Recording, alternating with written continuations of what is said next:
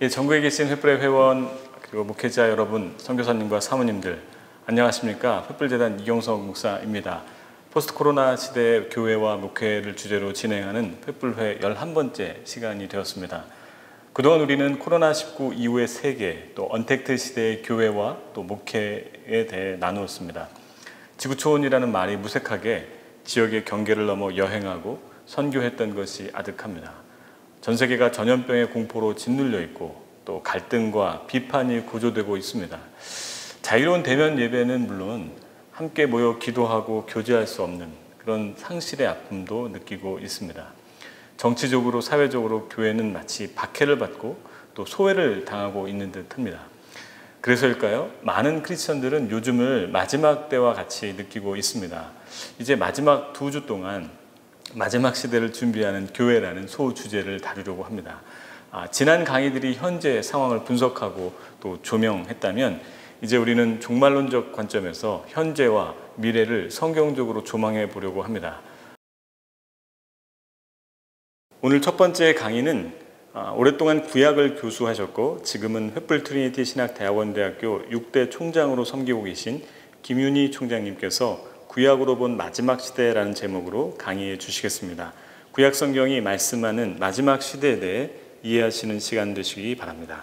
전국에 계신 횃불의 회원 그리고 목회자, 선교사 여러분 안녕하세요. 저는 횃불 트리니티 신학대학원대학교 총장 김윤희입니다. 이렇게 오늘 여러분들과 함께 강의를 할 수 있는 기회를 주신 하나님께 감사를 드리고 또 만나 뵙지는 못하지만 이렇게 온라인을 통해서 인사드리게 됨을 또 영광으로 생각합니다. 오늘 강의가 좀 무거운 주제이긴 합니다. 구약으로 본 마지막 시대. 이제 코로나 바이러스가 유행하다가 보니까 이제 짧은 기간에 지나지 않고 이렇게 오랫동안 현상이 일어나다 보니까 그 중에 긍정적인 요소 하나는 이제 많은 기독교인들이 이게 말세가 아닌가, 또 목회자 분들께서도 우리가 성도들에게 어떻게 이런 말세 같은 현상을 설명할 것인가, 성경에서는 이런 것을 뭐라고 하는가라는 것에 대해 궁금함이 많으신 것 같아요. 또 나름 많이 설교도 하셨고요. 그런 의미에서 이런 시대를 맞이해서 우리가 한번 마지막 시대에 대해서 생각해 보는 것은 굉장히 의미가 있다고 봅니다. 그래서 뭐 재밌는 주제는 아니에요. 우리가 막 익사이팅하고 기대되는 주제는 아니지만 심각하지만 꼭 들어야 되고 알아야 되는 주제 중에 하나라고 그렇게 생각이 되어집니다. 그래서 오늘 좀 이렇게 시트벨트 매시고 집중하시고 하시면 하나님의 또 구약을 통한 메시지와 음성이 있을 것으로 믿습니다. 여러분이 이제 종말론 너무 잘 아시죠? 에스케탈러지 이렇게 얘기하잖아요. 에스케탈러지는 에스케터스, 그거는 최후 마지막이라는 뜻입니다. 얼러지 뒤에 많이 붙죠. 디얼러지, 그거는 study of라는 뜻이에요. 그러니까 뭐의 공부라는 뜻이죠. 그럼 에스케탈러지는 뭡니까? 최후에 대한 공부, 연구, 또 마지막 일들에 대한 가르침, 뭐 이렇게 해석될 수 있을 것 같아요. 그러면 이제 구약 중에서도 뭐 에스케탈러지, 종말론이 잘 나타나는 부분이 있습니다. 뭐 다니엘, 에스겔, 스가랴 굉장히 유명하죠. 근데 저는 오경에도 그런 것이 있는가, 구약의 흐름의 에스케탈러지가 어떻게 진행이 되는가에 대해서 조금 살펴보고자 해요. 이제 오경에 굉장히 흥미있는 부분이 있습니다. 그 중에서도요, 놀라운 것이 하나가 있어요. 창세기 1장 1절입니다. 거기에 첫 단어예요. 버레쉿이죠, 히브리어로. 그러면 버는 전치사 in이죠. in the beginning 그렇게 하죠. 거기에 태초에라는 그 단어, 태초에가 전치사 in이 되는 거죠. in the beginning이니까. 근데 그 태초라는 단어가 히브리어로 레시트죠. 근데 이제 이 단어를 좀 살펴보는 게 굉장히 흥미가 있습니다. 왜 그러냐면 이 레시트라는 어감이 뭘까? 이런 데서 한번 찾아볼 수 있을 것 같아요. 예를 들면 이사야서 46장 10절 같은 데 보면 이렇게 나와 있어요. 내가 시초부터 종말을 알리며 이렇게 돼 있어요. 그러니까 이 시초라는 단어가 레시트인데 이 태초, 그렇게 번역은 다르게 돼 있죠. 그러나 이 레시트라는 단어가 뭐랑 이렇게 짝을 이루냐면요, 종말이라는 단어와 짝을 이룹니다. 그러니까 이사야서 46절에 보면 너희는 옛적 일을 기억하라. 나는 하나님이라. 나 외에 다른 이가 없느니라. 나는 하나님이라. 나 같은 이가 없느니라 하면서 내가 시초부터 종말을 알리며 아직 이루지 아니한 일을 옛적부터 보이고, 그 말도 굉장히 의미심장해요. 뭐냐면 아직 일어나지 않는 일은 에스케톨로지죠. 근데 그거를 하나님이 옛적부터 보이셨다라고 얘기를 해요. 그럼 우리 질문이 어디서 보이셨지? 근데 저는 창세기부터 보이셨다는 겁니다. 이제 그걸 좀 증명해 보일게요. 그리고 뭐라고 하시냐면 나의 뜻이 설 것이니 내가 나의 모든 기뻐하는 것을 이루리라 그랬어요. 그러니까 옛날부터 보여왔던, 그리고 앞으로 일어날 일, 이것을 하나님이 이루시겠다는 거예요. 근데 그러면 어떻게 앞으로 일어날 일을 이루실 거를 우리가 믿을 수 있죠? 그건 뭐냐면 옛날에 하셨던 일을 이루신 것을 보면 아직 남아있는 미래의 일도 이루실 것을 알 수 있다는 거죠. 그래서 태초부터 종말을 알리며 라고 돼 있어요. 되게 흥미로운 단어죠. 또 여러분이 좋아하시는 전도서에 보면 이렇게 돼 있어요. 일의 끝이 시작보다 낮고, 여기서 알 수 있는 건 뭐냐면 끝과 시작, 그 시작이 레시트예요.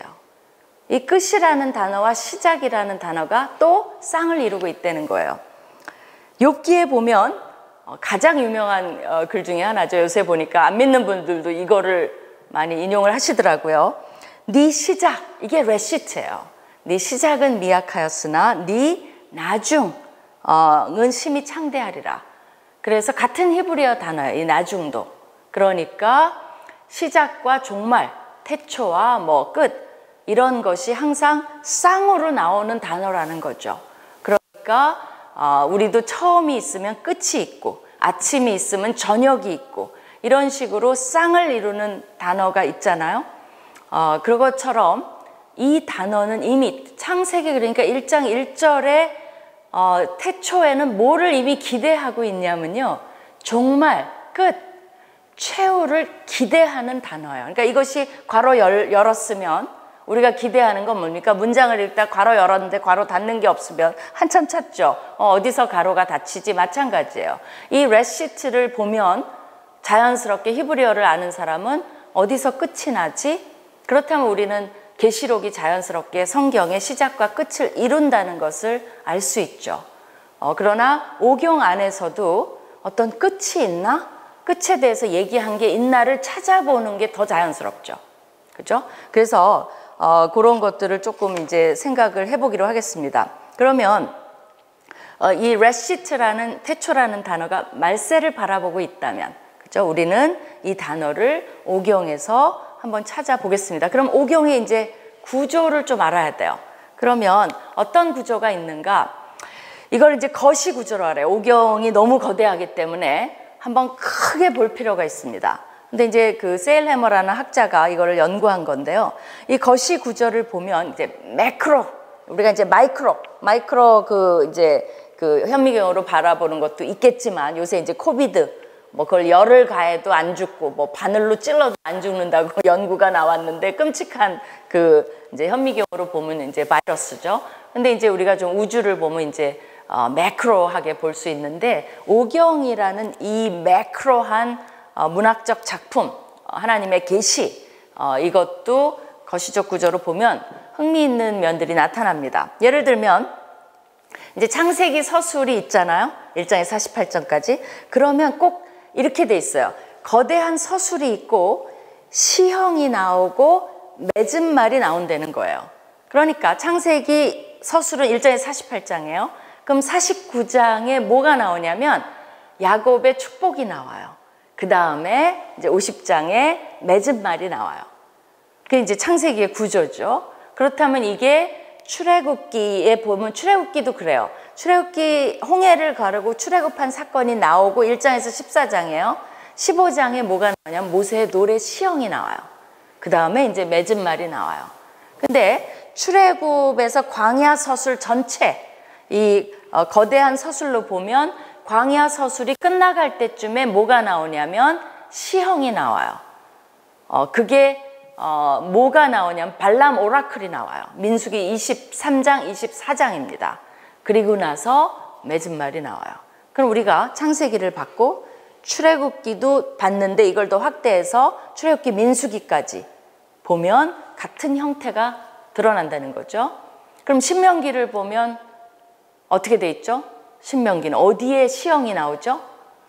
보면 신명기 1장에서 31장까지 서술이 나옵니다. 그 다음에 워낙 신명기와 끝에 오경이 끝나기 때문에 시형이 되게 길어요. 32장 모세의 노래, 33장 모세의 축복, 그리고 50장으로 해서 끝맺은 것으로 맞춰집니다. 그렇다면 이게 이제 저자가 의도적인 구성을 한 거냐, 그렇게 볼 수밖에 없는 것 같아요. 왜냐하면 이게 굉장히 규칙적으로 나타난다는 것을 알 수가 있어요. 이게 뭐 오경 강의가 아니기 때문에 마이크로한 것도 우리가 관찰이 많이 됩니다. 그러나 이제 그거는 생략을 하고요. 거대 구조로 봤을 때 창세기에 그 구조가 나타나고 출애굽기 민수기에 그 구조가 나타나고 신명기에 그 구조가 나타난다는 겁니다. 그렇다면 이제 그 나타나는 시형 부분의 공통점을 또 찾아야 돼요. 뭐 그것만 나타나는 걸로 증거가 충분하냐? 좀 더 증거를 드려야 되죠. 그럼 그 공통점을 한번 찾아본다면요, 더 흥미있는 사실이 발견이 돼요. 왜냐하면 그 이제 시형의 중심인 창세기 49장, 그 다음에 민수기 23장, 24장, 4장이어야 되겠죠. 그 다음에 신명기 32장 바로 전에 31장 마지막, 요때 이렇게 보면 이제 공통점이 나타나요. 예를 들면 이제 서술의 중심 인물들이 거기 있습니다. 야곱, 발람, 모세죠. 또 그들이 청중을 불러 모으는 장면이 나와요. 나한테 모이라, 그렇죠? 그리고 야곱의 아들들아 모이라, 지파들아 모이라, 이런 식으로 그 중심 인물들이 이제 청중을 불러 모으는 그런 것들이 나옵니다. 명령형으로. 그 다음에 이제 선포형이에요. 이건 여러분 문법으로 1인칭 의도형으로 돼 있어요. 그래갖고 선포를 합니다. 그 다음에 이제 뭐를 선포하냐면 앞으로 일어날 일을 선포해요. 그 다음에 거기에 그런 형식도 똑같지만 세 군데 다 공통적인 단어가 나와요. 그게 무슨 단어냐면 마지막 날, 후일에, 그러니까 이제 아하리트 하야밈이라고 이제 히브리어인데 후일에라는 단어가 나옵니다. 영어로는 in the end of days. 그러니까 마지막 날에 이제 이렇게 돼 있는 거죠. 각각 그 세 군데다 인물들이 나한테 모여라. 그리고 내 말을 들어라. 내가 너희들에게 마지막 날에 무슨 일이 일어날 것을 알려주리라 라고 얘기하는 게 공통이에요. 그리고 이 마지막 날에라는 단어가 히브리어로 동일하게 거기에 나옵니다. 우리말 번역은 살짝 다르게 돼 있어서 찾지를 못해요. 그래서 이제 원서를 보는 목적이 그거 중에 하나죠. 찾아낼 수 있는 거죠. 그래서 그러면 이게 무슨 말이지? 그 창세기 1장 1절에 첫 단어는 마지막을 기대하고 있고, 그럼 오경 속에 마지막이 어디 나왔지? 하니까 그 짝이 되는 마지막이 이 구성 속에, 거시 구조의 시형 속에 세 번이나 예외 없이 드러나 있다는 거예요. 그러면 시작이 있고 이게 말세에 대해서 이미 오경은 알려주고 있다는 거죠. 그러면 이제 우리가 해야 될 작업이 뭐냐면 그러면 이 오경 속에 드러난 말세의 메시지가 뭐지? 그게 우리가 관심이 있는 거죠. 마지막 시대에 구약에서 하나님이 뭐라고 하시는 건가? 왜냐하면 너무나 중요한 메시지를 담고 있다는 거죠. 그러면 그거를 한 번씩 좀 살펴보도록 하겠습니다. 여러분이 이제 저를 잘 따라오고 있으실 걸로 믿습니다. 따라오고 계시죠? 좀 힘든가요? 갑자기 이제 되게 공부해요. 심각해요. 근데 그러면 우리가 이제 뭘 살펴볼 거냐면 그 시형의 앞부분, 그 핵심, 앞부분이 아니라 이제 앞부분은 했고요. 49장, 창세기, 민수기 24장, 그 다음에 신명기 32장, 33장의 핵심 메시지가 뭐냐는 거죠. 왜? 내가 마지막 날에 어떤 것을 너희에게 알리겠다라고 하는 이 핵심 메시지가 우리가 들어야 되는 메시지죠. 그럼 그 부분을 살짝 좀 살펴보도록 하겠습니다. 창세기 49장의 이제 핵심을 보면요. 49장 생각해 보세요, 여러분. 야곱의 축복이에요. 거기서 하이라이트가 뭡니까? 생각해 보세요. 빨리 옛날에 하이라이트가 뭐지? 읽었던 거 돌려보시면 12지파를 축복을 해요. 거기서 드러나는 지파가 있어요. 어느 지파죠? 맞습니다. 유다 지파예요. 그러면서 갑자기 다른 지파들은 나름 축복을 하는데 유다 지파에서는 예언을 합니다. 뭐 다른 지파들도 예언적 요소가 있지만 여기에서는 갑자기 이제 미래에 오실 어떤 한 분에 대해서 예언하는 장면이 나와요. 그게 이제 창세기 49장 10절 유명한 거죠. 규가 유다를 떠나지 아니하면, 그걸 한번 넘겨볼까? 예. 규가 유다를 떠나지 아니하며 통치자의 지팡이가 그 발 사이에서 떠나지 아니하기를, 이 말이 나옵니다. 뭐에 대해서 얘기하고 있어요? 유다 지파에서 왕이 나올 것을 예언하고 있습니다. 그렇다면 우리가 이게 누군 걸 알 수 있냐면 메시아적 왕이라는 것을 이미 창세기 49장부터 알 수 있는 거예요. 근데 종말을 얘기하면서 시작이 있고 종말이 있는데 종말에 누구를 얘기하냐면 메시아적 왕이 나타날 것을 얘기하고 있어요. 그리고 그 왕의 역할이 뭐냐면 선택된 백성들의 구원입니다. 그것을 이제 얘기해요. 이거는 여러분이 이 구절이 시편 2편도 메시아적 시라고 알려져 있는데 거기랑도 일맥상통해요. 뭐라고 돼 있냐면 내가 시편 2장 6절에서 8절입니다. 내가 나의 왕을 내 거룩한 산 시온에 세웠다 하시리로다. 내가 여호와의 명령을 전하노라. 여호와께서 내게 이르시되 너는 내 아들이라. 오늘 내가 너를 낳았도다. 이렇다면 이거는 뭐 다윗을 얘기하는 게 아니죠. 메시아를 얘기하죠. 내게 구하라. 내가 이방 나라 고임, 그죠? 이방 나라를 내 유업으로 주리니 내 소유가 땅끝까지 이르리라 하면서 이 하나님께서 자기 아들 메시아에게 유업으로 주는데 그 유업이 뭐예요? 이방 나라들이라는 거죠. 그분이 통치하는 왕으로 오셔서 이방 나라까지 품으실 것을 시편에선 얘기하고 있어요. 그 다음에 이제 다니엘서에 보면 7장 13절 14절에 내가 또 밤 환상 중에 보니 인자 같은 이가 하늘 구름을 타고 와서 옛적부터 항상 계시니, 이게 이제 하나님의 별명이라고 볼 수 있어요. 옛적부터 항상 계셨던 분. 그러니까 인자 같은 이가 유명한 거죠. 이게 인자가 어디서 많이 쓰여서 신약에서도 인자라고 얘기를 하잖아요. 그럼 이 인자 같은 이, 인자가 아니에요. 인자 같은 이예요. 사람 같은 이 그런 사람이죠. 근데 사람인데 또 사람 같은, 그러니까 완벽한 사람은 또 아닌, 뭐 이런 굉장히 희귀한 이름인데 이게 이제 신약에서도 예수님을 가리키는 것으로 쓰였어요. 그러니까 인자 같은 이가 하늘 구름을 타고 와서 옛적부터 항상 계신 이에게 나아가 그 앞으로 인도됨에 그에게 권세와 영광과 나라를 주고 모든 백성과 나라들과 다른 언어를 말하는 모든 자들이 그를 섬기게 하였으니 그의 권세는 소멸되지 아니하는 영원한 권세요. 이것도 사실은 우리가 묵상할 바가 있는 겁니다. 왜? 모든 권세는 사라져요. 그죠? 기한이 있어요. 근데 이 권세는 사라지지 여러분이 뭐 은퇴할 때가 있고 직분에서 물러날 때가 있고 목사님들 교회에서 또 옮기실 때가 있고 모든 지위, 권세 뭐 이런 것들은 기한이 있어요. 우리가 이제 그것만 깨닫는 것도 굉장히 영적인 의미가 있습니다. 그러나 어쨌든 메시아에게 주신 이 권세는 소멸되지 아니하는 영원한 권세예요. 그의 나라는 멸망하지 아니할 것이라. 이때까지 멸망하지 않은 나라는 없습니다. Comes and goes. 우리도 많이 바뀌었어요, 시대가. 그죠? Comes and goes. 근데 그의 나라는 영원할 것이라는 거죠.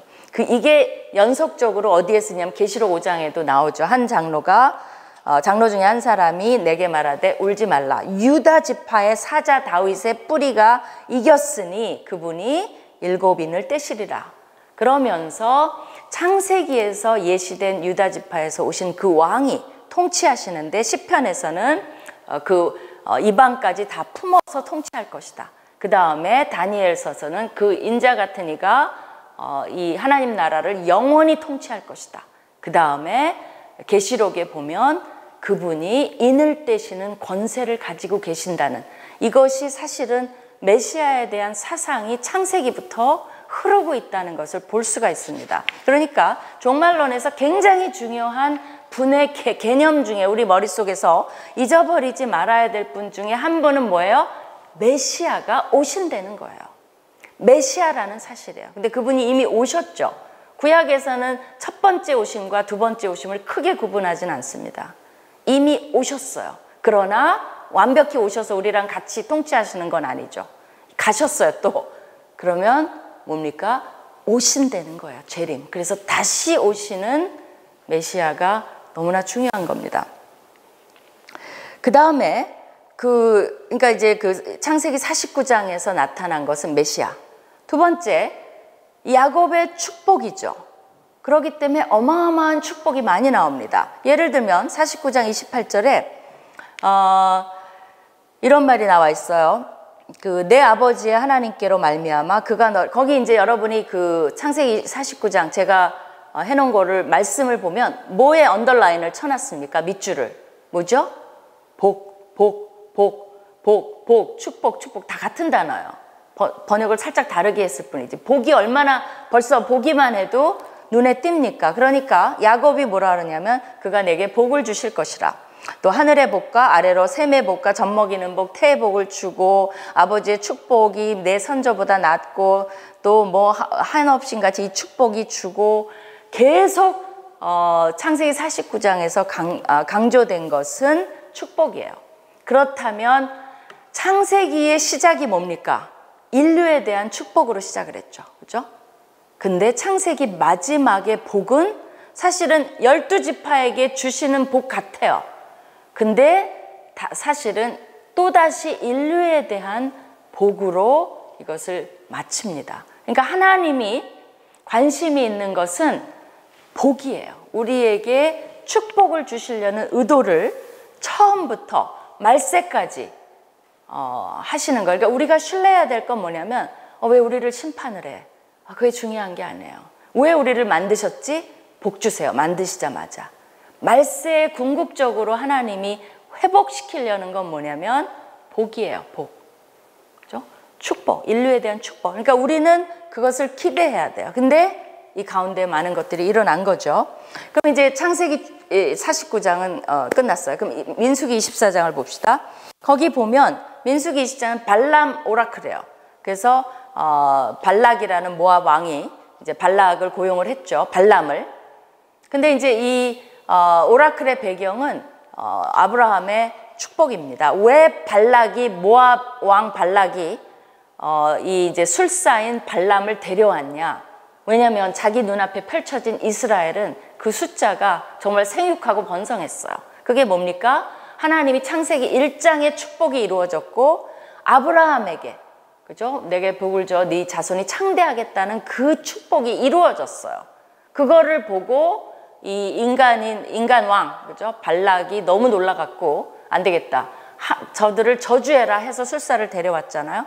그러면 하나님이 하신 일을 저주할 수 있나요? 없다는 걸 보여주는 거예요. 그래서 저주했는데 축복으로 3번이나 바꾸시잖아요. 그러니까 하나님이 자기 백성을 지키시는 뭘로 지켜요? 축복으로. 그럼 아까 축복과 일맥상통하죠. 하나님이 어떤 분이신가를 우리가 이 전체 매크로 속에서 봐야 돼요. 결코 저주가 아니에요. 항상 생각하는 건 축복이에요. 왜? 너희들이 내 자식이기 때문에. 부모가 자식을 때릴 수도 있고 야단칠 수도 있고 쫓아낼 수도 있고 막 화를 낼 수도 있지만 부모가 처음부터 끝까지 생각하는 건 뭐예요? 자식에 대한 사랑과 자식이 잘 되기를 원하는 그 말을 하나님 뜻으로 붙이면 축복이에요. 잘 됐으면 하는 거예요. 그것이 이런 과정 속에 드러나는 겁니다. 그래서 이 발락이 정말 발락이 발악을 했지만 되지가 않은 거죠. 근데 이제 그 속에서 드러나는 게 뭐냐면 이스라엘 그 발람 오라클에는 뭐가 나오냐면 이스라엘 원수들을 갚으실 것을 얘기를 해요. 왜냐하면 지금 발락이 원수로 대변되는 거죠. 모압 왕. 그래서 이스라엘은 하나님의 백성이에요. 하나님의 백성이 말세, 거기도 그 말세라는 단어가 나와요. 그러면 말세가 되면 하나님께서 하나님의 백성, 자기에게 속한 자의 원수를 갚으시겠다는 주제가 나옵니다. 생각해 볼 필요가 있어요. 우리가 하나님의 백성인가요? 맞죠. 그렇다면 하나님이 언젠가는 우리를 지키시고 우리에게 복을 주시고 우리의 원수를 갚으시는데 거기에 등장인물로 나온 분이 또 누구냐면 메시아예요. 메시아.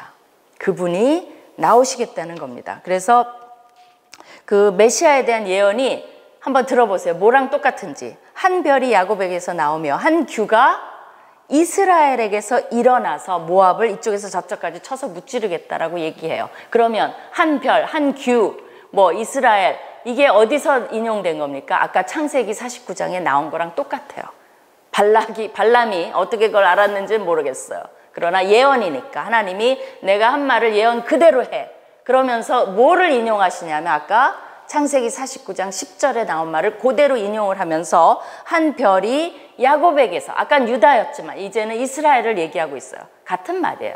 이스라엘에게서 나오고, 왜냐하면 지금 발락을 대하는 거니까 그게 뭐 그 지파 중에 하나를 꼭 이렇게 구체적으로 말할 필요 없는 것 같아요. 이스라엘에서 나오고 한 규가 왕이 이스라엘에게서 나와서 너희 모압을 가만히 안 두겠다라는 것이 하나님의 그 발람에게 주신 메시지입니다.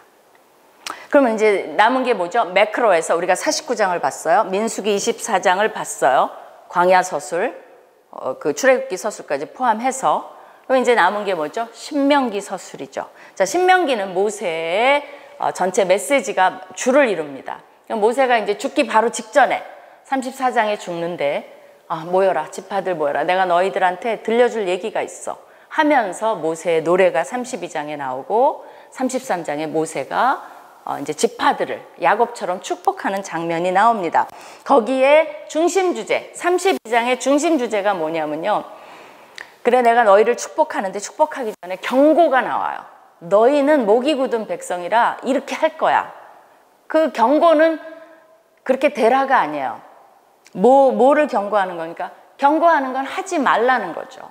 너 제발 마스크, 우리 아들도 너 마스크 안 쓰면 큰일 나. 경고죠. 그 말은 마스크 쓰지 마가 아니죠. 왜냐면 젊은 애들이 가다가 막 벗거든요. 그러니까 마스크 꼭 써. 마스크 안 쓰면 어떻게 되지? 막 경고를 하는 거죠. 마찬가지로 모세도 그거예요. 경고를 줘요. 그거는 그 경고대로 하지 말라는 거예요. 반대로 하라는 거예요. 마스크 안 쓰면 그럼 안 쓰라는 게 아니죠. 쓰라는 거죠. 근데 니네들이 어떻게 할 거냐면 배교할 거야. 그 말을 해요. 그리고 너희가 배교하면 하나님이 반드시 심판할 거야. 그러니까 그럼 배교하라는 거예요? 아니죠. 심판을 생각하고 배교하지 말라는 거예요. 우상을 섬기지 말라는 거예요. 그죠? 그거를 모세가 32장 전체를 거쳐서 경고를 계속합니다. 이제 그런 것들이 나와요. 근데 이제 거기에 이게 이제 이스라엘뿐 아니라 다른 민족에게도 하나님을 버리면 동일한 심판이 있을 걸 얘기해요. 그리고 이거는 너네만 듣지 말고 후대에도 계속 가리키라고 얘기해요. 그러면 후대가 누굽니까? 우리도 그래서 이 신명기 32장을 읽어야 돼. 이게 그 이스라엘 백성이 원래 그래 못됐어. 우리는 아니야. 그게 아니라 우리도 읽고 여러분들의 목적은 뭐예요? 그 메시지의 내용을 성도들에게 전달하라는 거야. 모세의 메시지를. 그러니까 하나님이 모세에게 주셨죠. 모세가 이스라엘 백성에게 주셨죠.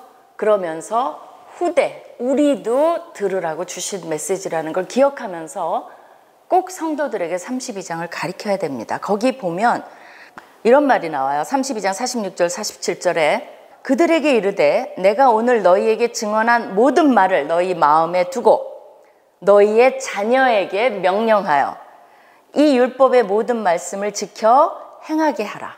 그죠? 하라고 이제 말하죠. 이는 너희에게 헛된 일이 아니라 너희의 생명이라는 거예요. 이게 굉장히 중요한 말이에요. 생명이니 이 일로 말미암아 너희가 요단을 건너가 차지할 그 땅에서 너희의 날이 장구하리라. 지금 내가 하는 말은 그냥 괜찮으면 새겨 듣고 괜찮지 않으면 새겨 듣지 마, 이게 아니에요. 이게 너희한테 생명이라는 거예요. 그럼 이게 뭐랑 연결이 되냐면 에덴에서 하나님의 말씀을 지키는 것이 뭐가 됐죠?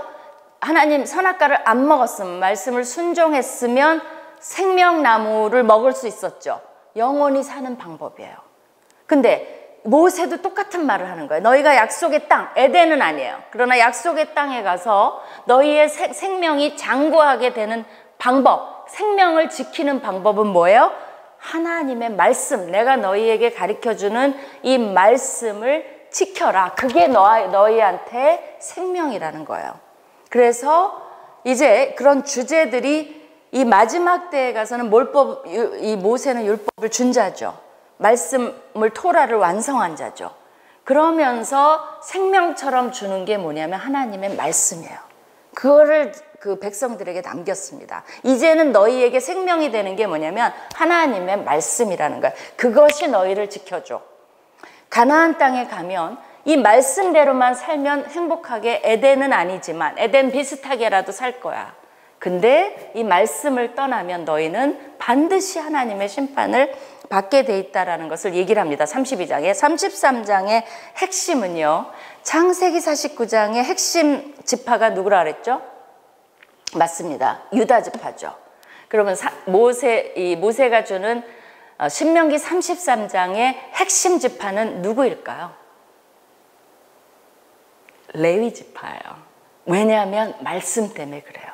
물론 요셉 지파도 굉장히 이제 앞으로 여호수아도 요셉 지파에서 나오죠. 에브라임이니까 중요한 역할에서 요셉 지파도 하이라이트가 됐어요. 그러나 하이라이트는 레위 지파예요. 그들이 말씀을 이제 받아서 가르치고, 그죠? 백성들에게 알리는 역할을 줬기 때문에 이상하게 이상한 건 아니죠. 레위 지파에게 초점이 맞춰져 있습니다. 그래서 33장의 메시지를 보면 구원, 하나님이 자기 백성의 대적을 물리치고 행복하고 축복, 그 말이 굉장히 많이 나오죠. 여호와의 백성을 챙기시는 모습, 그리고 여호와의 백성은 결국 승리를 할 것이라는 것이 나와 있어요. 전제가 뭐죠? 하나님의 말씀을 생명처럼 여길 때. 그렇다면 모세오경의 메시지를 구조 속에서 강조된 거를 몇 가지 찾아봅시다. 뭐죠? 축복이에요. 전 인류가 대상입니다. 두 번째는 인간의 실패가 나와 있다는 거예요. 이미 우리가 목사님들이 광야 생활 많이 얘기하시죠. 우리는 지금 광야 생활에 있다. 근데 그 메시지는 뭐예요? 실패예요. 이스라엘은 실패했어요. 그러면 우리 보고도 너희는 실패할 것이다라는 운명적이고 숙명적인 얘기가 아니에요. 이스라엘은 실패했지만 너희는 이 광야 생활을 살면서 실패할 필요 없어. 그러면서 거기에 내 계획은 항상 축복이야. 근데 이 실패냐 아니냐의 잣대는 뭐라는 거죠? 말씀에 순종하느냐 안 하느냐예요. 그거를 지키면 실패하지 않아. 이스라엘 백성은 그거에 실패했잖아. 그러면서 그렇지 않으면 종말론적인 심판이 올 것이고, 그러나 하나님은 궁극적으로 승리할 것이야. 근데 그 과정에서 하나님 나라를 통치할 메시아가 나타난다는 것을 모세오경은 우리에게 잘 알려주고 있습니다. 이렇게 해서 이제 모세오경의 이제 구조 속에서 우리가 알 수 있는 하나님의 이 프로그램이요. 이걸 왜 알려드리느냐면, 이제 예언서나 이런 것들은 이 모세오경의 전체 맥락에서 예를 들면 메시아를 예언한다든가 심판을 예언한다든가 하나님의 마지막 승리를 예언한다든가 자기 오바댜 같은 거는 하나님 백성을 괴롭히는 백성을 심판하시겠다는 거, 그 오바댜, 그죠? 에돔, 또 나훔, 시리아, 아수르, 이런 나라를 심판하시는 얘기가 왜 나와요? 바로 그런 오경의 주제를 뽑아서 이제 얘기를 더 구체적으로 해 나가는 게 나머지입니다, 사실은.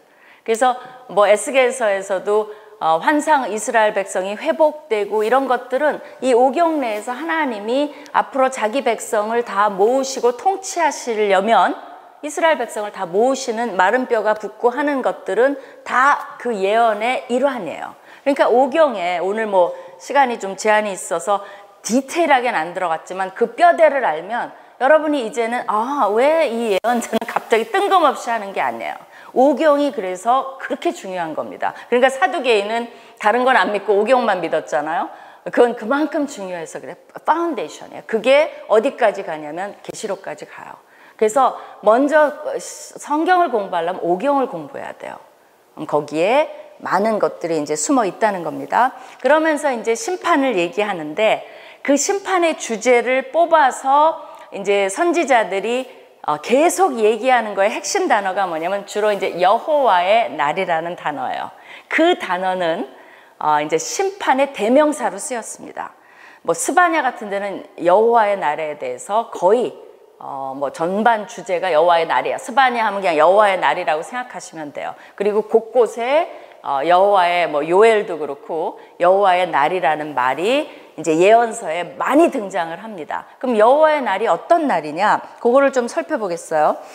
선지서에서 여호와의 날이 아직 멀었다고 가르치는 책은 하나도 없습니다. 다 뭐라 그러냐면 임박했다, 가까웠다라고 말을 해요. 그리고 이제 스바냐에서도 보면 슬프다, 그날이야, 여호와의 날이 가까웠으니. 근데 아주 가까운 거는 아니죠. 근데 가까웠다고. 마치 하나님 나라가 뭐라 그랬어요? 신약에서도 보면 하나님 나라가 가까웠다라고 막 계속 얘기하잖아요. 그것처럼 여호와의 날은 항상 긴박해요. 그 다음에 이제 두 번째는 여호와의 날은 의로 세상을 심판하는 날이에요. 그리고 인간 역사에 하나님이 직접 간섭하시는 날입니다. 그러니까 이 시편에서 98편 9절에도 뭐라 그러냐면 그가 땅을 심판하러 임하실 것이요 그가 의로 세계를 판단하시겠다. 그 다음에 내가 일어나 벌하겠다. 이런 표현들은 뭐냐면 이제는 가만히 선지자를 통해서 하고 그게 아니라 여호와의 날이 되면 하나님이 직접 막 개입을 하시겠다라는 것이 보입니다.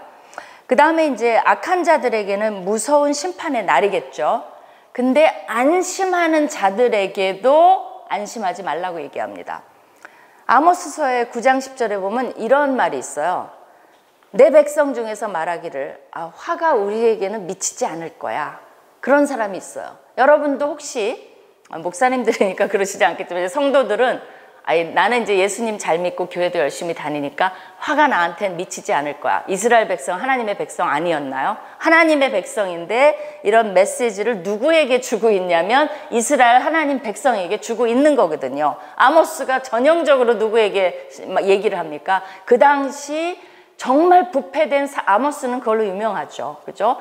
그 부패된 사회상을 보면서 이건 좀 곁다리 얘기하는데 아모스를 공부하면요. 지금 현대 사회를 이렇게 비교를 하면 굉장히 비슷해요. 도덕적으로나 상업적으로나 뭐 종교적으로나 많이 이 쇠퇴한 모습을 막 공격을 하는데 어떨 때는 이게 현대랑 어떻게 이렇게 비슷하냐 할 정도예요. 그러면 아모스가 자기 백성에게 얘기하는데 하나님이 그 백성 중에 뭐라 그러냐면 설마죠. 나한테는 화가 미치지 않겠지 하는 모든 죄인은 칼에 맞으리라 이렇게 돼 있어요. 그러니까 그 영어로는 complacency, 그러니까 안심하고 안도하고 하나님 말씀은 잘 지키지도 않으면서 그냥 이스라엘 백성이라는 사실, 내가 교회에 간다는 사실에 안심하는 자도 안심하지 말라고 나와 있는 그것이 여호와의 날입니다. 그러니까 여호와의 날은 뭐예요? 모든 것이 다 발가 벗겨지는 날이에요. 우리가 한 모든 것의 결산이에요. 후 하고 불면 시편에 내가 하나님 앞에 쌓은 것은 남죠. 그러나 나를 위해서 산 것, 죄를 진 것들, 이런 것들은 내 삶의 모든 업적들이 후 하고 날아가 버린다는 겁니다. 허망해지는 날이냐? 아니면 나는 보잘것없이 살았는데 나는 아무도 나에 대해서 모르는데 근데 의외로 하나님 앞에 후 하고 날려보니까 나는 하나님을 위해서 열심히 사는 거예요. 그것이 어느 누구보다도 많이 남아있다는 거죠. 아마 놀랄 분들도 많을 거예요. 하나님, 겸손한 자들은 그럴까요? 하나님, 저는 이 정도 아닙니다. 뭔가 잘못된 것 같습니다.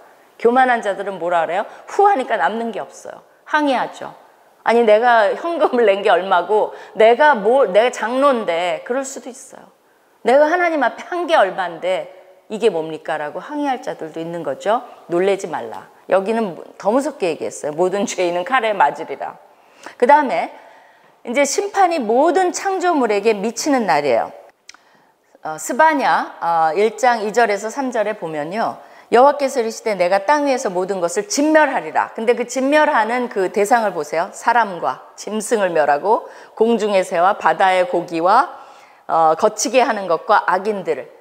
근데 이제 앞부분은 뭡니까? 창조하신 것에 역으로 가요. 역으로 다 진멸하는 거예요. 그죠? 거기 보면 사람, 맨 나중인데 사람을 먼저 멸하시고 짐승, 공중의 새, 바다의 고기. 그 다음에 이제 악한 거, 거치게 하는 거. 이제 그런 것들을 다 파괴하시게. 그러니까 뭐예요? 창조에 대한 파괴죠. 하나님이 만드신 것을. 그러니까 사실은 우리가 뭐 이렇게 심판을 하셔?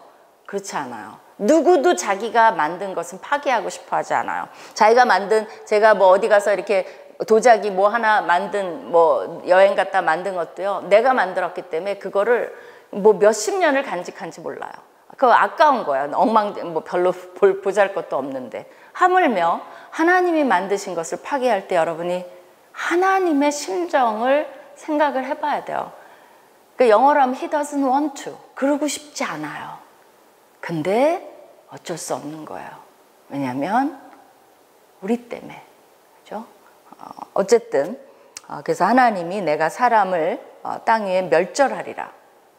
마치 홍수 때처럼. 이제 이것이 여호와의 날의 모습이라는 거죠. 그 다음에 이제 심판이 모든 열방에게, 이때는 이제 정말 매크로스, 유니버설한 거죠. 우주적으로 모든 열방에게 미치는 날이 이제 여호와의 날이죠.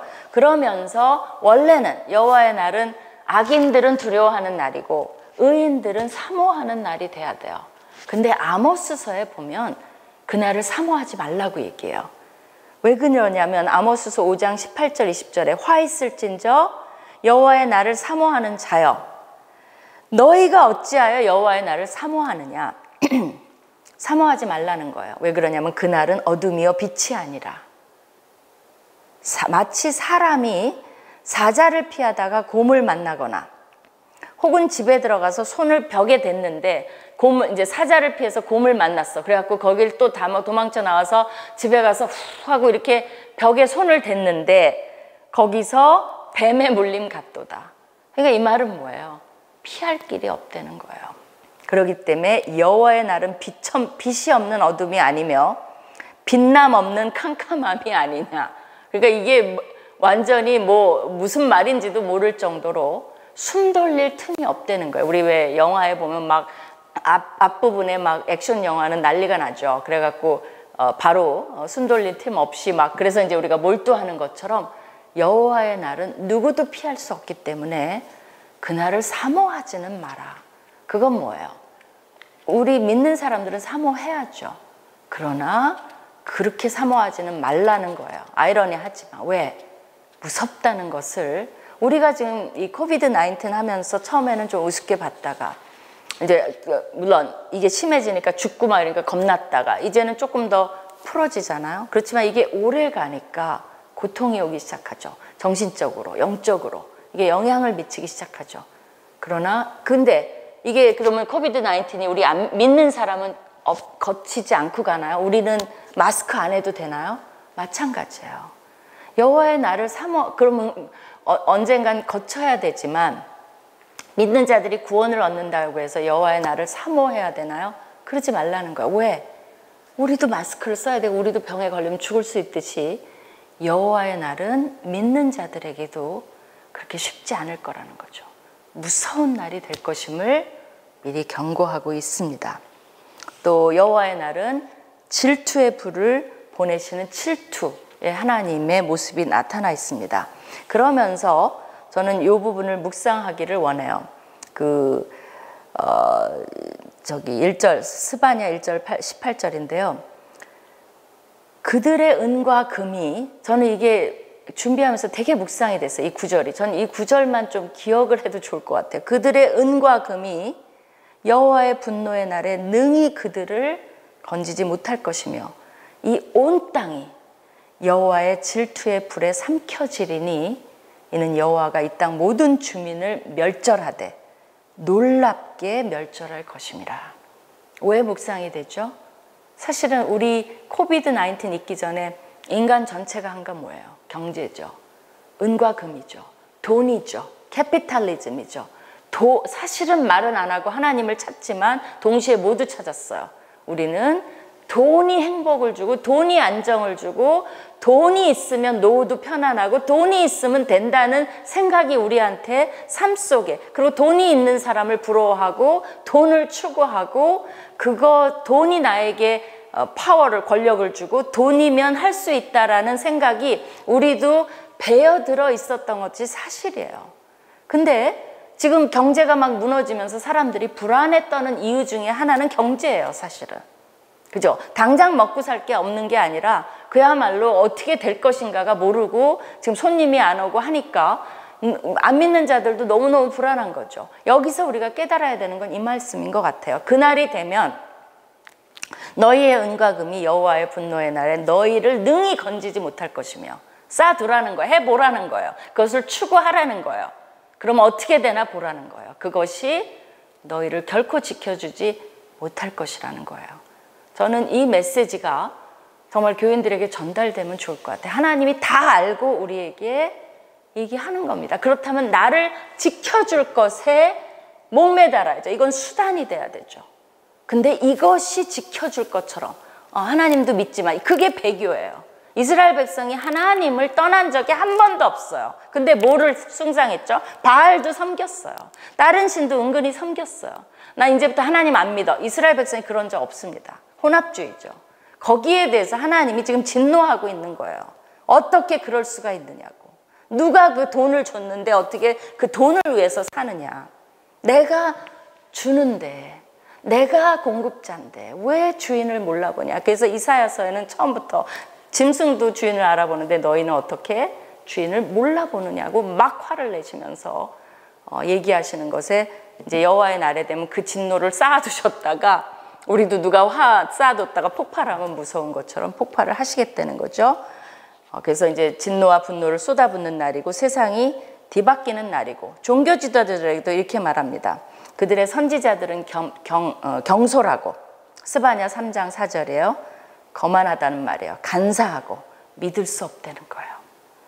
그의 제사장들은 성서를 더럽히고 율법을 범하였도다. 이거는 우리가 묵상해야 되는 말이에요. 그때 그들은 그랬고 우리는 다를까요? 우리는 종교 지도자들이 겸손하고 또 믿을 수 있고, 우리가 정말 말씀을 생명같이 여기고 말씀을 가르치고 그대로 살고 그럴까요? 그때랑 우리랑 너무나 다를까요? 저는 이게 아까 그 말씀이랑 이 말씀이 현대 우리에게 던지는 메시지 같아요. 여호와의 날에는 심판이 있을 거라고 얘기해요. 예외 없이 그 심판을 다 거쳐가야 됩니다. 그랬을 때 우리는 어떻게 해야 되는지 이 여호와의 날에 시사하는 바가 크다고 봅니다. 그날은 공의가 실현되는 날이고, 그러나 남은 자들, 그 와중에도 하나님을 구원을 바라고 살아남고 남은 자들은 하나님께서 거두시겠다고 얘기하고 이방인들과 합해서 새로운 예배 공동체를 만드실 거라고 얘기를 해요. 그 남은 자들, 메시아를 기다렸던 자들은 예배 공동체로 함께 하나님께 예배를 드릴 겁니다. 그리고 그것이 그 예배 공동체가 이제 계시록에 가면은 하늘나라에 가서도 이제 하나님 앞에서 예배 드리는 이제 그런 모습이 나옵니다. 그렇다면 여호와의 날을 어떻게 준비해야 될까? 3가지만 간단하게 할게요. 구하라가 답이에요. 여호와께서 뭐라 그러냐면 너희는 여호와를 찾으라. 그게 찾으며 공의를 구하며 겸손을 구하라가 사실은 다 같은 단어예요. 히브리어로. 그죠?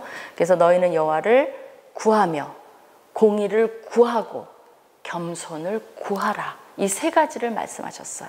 여호와, 공의, 겸손, 이것을 구하라. 두 번째는 여호와를 경외하고 그의 교훈, 말씀, 레위에게 맡겨주셨던, 그 레위가 우리나 마찬가지라면 우리에게 맡겨주셨던 그 말씀을 받으라는 거예요.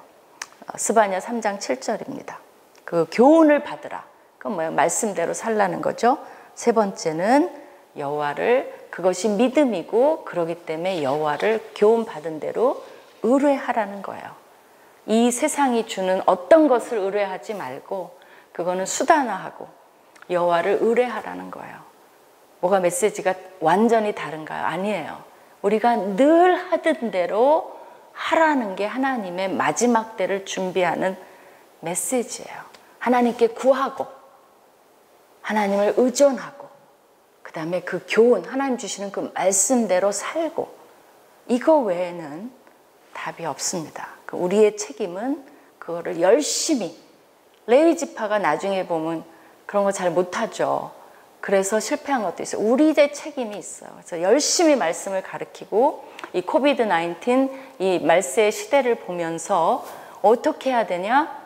뭐 나중에 들이 닥쳐도 정말 여호와의 날이 시작이 돼도 이 세 가지 외에는 없습니다. 그래서 우리를 다시 한번 점검하는 그런 우리 모두가 돼야 된다고 믿습니다.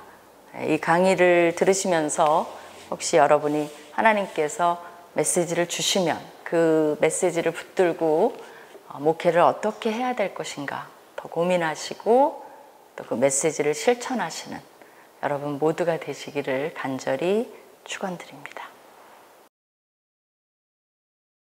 오늘 두 번째 강의를 해주실 분은 요한계시록을 연구하셔서 신약학 박사를 취득하셨고 한국 대학생 선교회 CCC 대표로 섬기고 계신 박성민 목사님이십니다. 신약으로 본 마지막 시대라는 제목으로 강의해 주시겠습니다. 신약의 관점에서 보는 마지막 시대에 대해서 들어보십시오. 전국에 계신 횃불의 회원 그리고 목회자 여러분 안녕하세요. 저는 한국 대학생 선교회 대표 박성민 목사입니다. 신약과 연결해서 지금 이 시대를 우리가 어떻게 읽고 또 이것을 통해서 이곳에서 우리가 해야 될 역할들을 한번 생각해보는 그런 중심으로 강의를 하겠습니다. 우리 인간들을 이렇게 살펴보면은 인간들의 특징이 있습니다. 잘 아시다시피 우리는 40일 금식을 하고도 인간이, 그러니까 40일 동안을 안 먹고도 살 수 있죠. 그 다음에 물을 마시지 않고는 3일 정도를 버틸 수 있다고 합니다. 숨을 쉬지 않고도 3분 정도를 견딜 수 있다고 하는데, 없으면 절대 몇 초조차도 3초조차도 살 수 없는 게 있습니다. 바로 소망이라는 겁니다. 우리 기독교에서 믿음, 소망, 사랑, 그래서 사도 바울은 고린도전서에서 사랑을 강조했고 많은 사람들이 믿음을 강조하지만 소망이라고 하는 그 영역은 상대적으로 덜 강조가 되는 것 같습니다. 이 시대를 살아가면서 저는 한번 소망이라는 데 초점을 맞춰보고자 합니다. 특별히 이제 코비드19라고 하는 것 때문에 참 힘이 듭니다. 과거 코로나 바이러스의 그런 상황을 갖다 이렇게 비유해서 생각해 보면 약 2년 정도는 갈 거라고 얘기하는데요. 궁극적으로 이거는 그냥 대전염병에서 풍토병 같이 우리가 함께 견뎌야 되는 그런 걸로 돼 있고, 이것 때문에 사회, 경제 모든 면에서도 세상이 더 극단적으로 또 양극화되고 있고 대결 양상으로 가고 있고, 그 가운데 교회도 참 여러 가지로 더욱더 어려운 시대를 경험하고 있는 게 지금 우리의 현실입니다. 이런 속에서 저는 먼저 어디서 시작을 할까 그런 생각을 했는데, 결국 제일 중요한 거는 우리가 이런 전염병에 대해서 정확한 팩트 체크를 해볼 필요가 있죠. 사실을 한번 그대로 보자라고 하는 겁니다. 사람들이 역사를 비유로 얘기할 때 역사를 갖다 자동차의 백미러에 비유라고도 합니다. 백미러는 뒤로 우리가 갈 때, 후진할 때 백미러 안 보죠. 고개를 돌리죠.